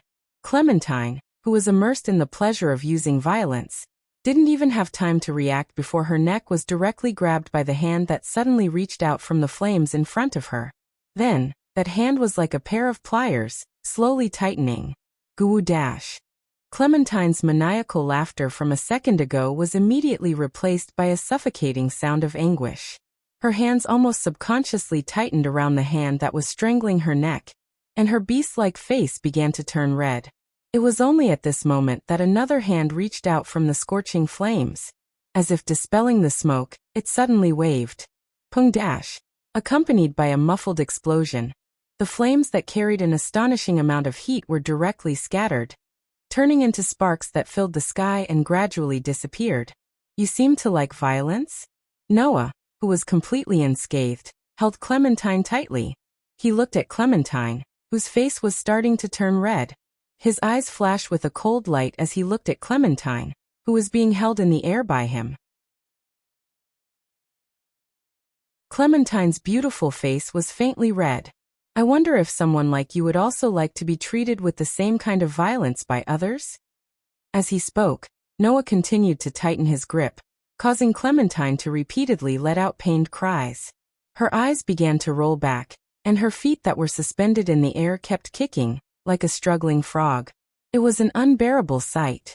Watching the scene of Clementine, who had reached the hero domain, struggling like a powerless child in Noah's hands, Cadget only felt that all the strength in his body was dissipating. His body went limp, and he sat on the ground. Cadget didn't even have the strength to hold the black staff and let it fall to the ground. He used the rest of his strength to hold the pearl of death. His hands trembled, and he looked at Noah with eyes full of fear. Monster. Monster. At this time, only boundless fear and regret emerged in Cadget's heart. Fear was naturally fear of Noah. Regret was that he shouldn't have been convinced by Clementine, who had a personality flaw, to come here and face this monster in front of him. Warriors who had reached the hero domain were completely vulnerable in his hands. The bone dragon that had absolute magic resistance and could completely nullify magic below the 7th rank. And there were even 2 of them. In his hands, they also couldn't survive a single move. What was this kind of existence if not a monster? At least, it was impossible for there to be such an existence among humans. Kadjit was completely overwhelmed by fear, and he hysterically roared at Noah. How? How can a human be so strong to this extent? How can he be so strong that even one of the special intelligence units of the Celian theocracy, the Dark Scripture, that only those who have reached the hero domain can join, can't fight back? As soon as these words were spoken, the atmosphere in the air suddenly changed. Noah slowly tightened his grip. He didn't have the slightest intention of showing mercy as he planned to choke Clementine to death. He suddenly turned his head and looked at Kadjit. You said, one of the special intelligence units of the Celian theocracy? Kadjit, who was stared at by Noah's deep dark eyes, froze there and couldn't speak anymore. Ignoring Kadjit, Noah turned his head again and stared at Clementine. You are one of the special intelligence units of the Celian theocracy? The person from the Dark Scripture? Clementine couldn't speak at all. She could only kick her legs that were suspended in the air, and let out muffled cries. Under this kind of situation, Clementine's breathing gradually became weak, and the strength of her struggling also began to slow down bit by bit. If this continued, it would only take less than 5 seconds for a powerhouse who had reached the limit of a human to be reduced to suffocating to death. At this time, Noah let go of his hand. Clementine, who fell due to gravity, directly fell to the ground. Like a drowning person, she covered her throat and coughed while lying on the ground, gasping for air to absorb the oxygen that her lungs lacked. You. Clementine raised her head with difficulty. Her pair of bloodshot eyes stared straight at Noah, her face like a ghost. You bastard. So you still have the strength to curse? Noah looked down at Clementine from above, his face completely cold. Very good, it's good that you can speak. I still have a lot of things to ask you. I hope you still have the strength to speak. Clementine's face twisted. It was because of anger, but also because of fear. Driven by the 2 emotions, Clementine squeezed out a voice with a ferocious expression. What exactly do you plan to do? What do I plan to do? Noah laughed coldly. There are a lot of things I plan to do, such as answering the question of why the people from the Dark Scripture came here. But there's plenty of time for that. In short, I hope you can tell me the location of the capital of the Celian theocracy. That will save me the trouble of having Demiurgos investigate. Noah didn't give Clementine a chance to reply. He pinched Clementine's face and curled his lips into an arc that sent chills down her spine. Of course, I don't need you to cooperate. There are plenty of ways to get information from you in Nazarik's underground tomb. Don't you like violence? Now be prepared to endure all the violence you'll inflict in your life. After saying this, Noah pushed away Clementine's face without showing any mercy. Clementine fell heavily to the ground and let out a pained cry. Ah. On the other side, Kadjit finally collapsed under the attack of fear. Kadjit didn't even want the pearl of death in his hand. He directly threw away the magic tool that he regarded as his life. He scrambled to his feet and staggered in the opposite direction of Noah. Now Kadjit only had one thought. That was to leave this place as soon as possible. This wish was extinguished. Pui! A tearing sound resounded. Kadjit's sorry figure and mournful scream simultaneously stopped in the air. Sharp blades pierced through Kadjit's body from all directions. And those sharp blades were the arms of monsters. You're tuning in to the Lee May's Sword of Destiny YouTube channel. We're so grateful for your support, and don't forget to subscribe to join us on this incredible journey through captivating stories. Your generosity through donations truly makes a world of difference, as it's the primary source of revenue that allows me to expand and enhance this channel for you. Thank you from the bottom of my heart for being a part of this adventure.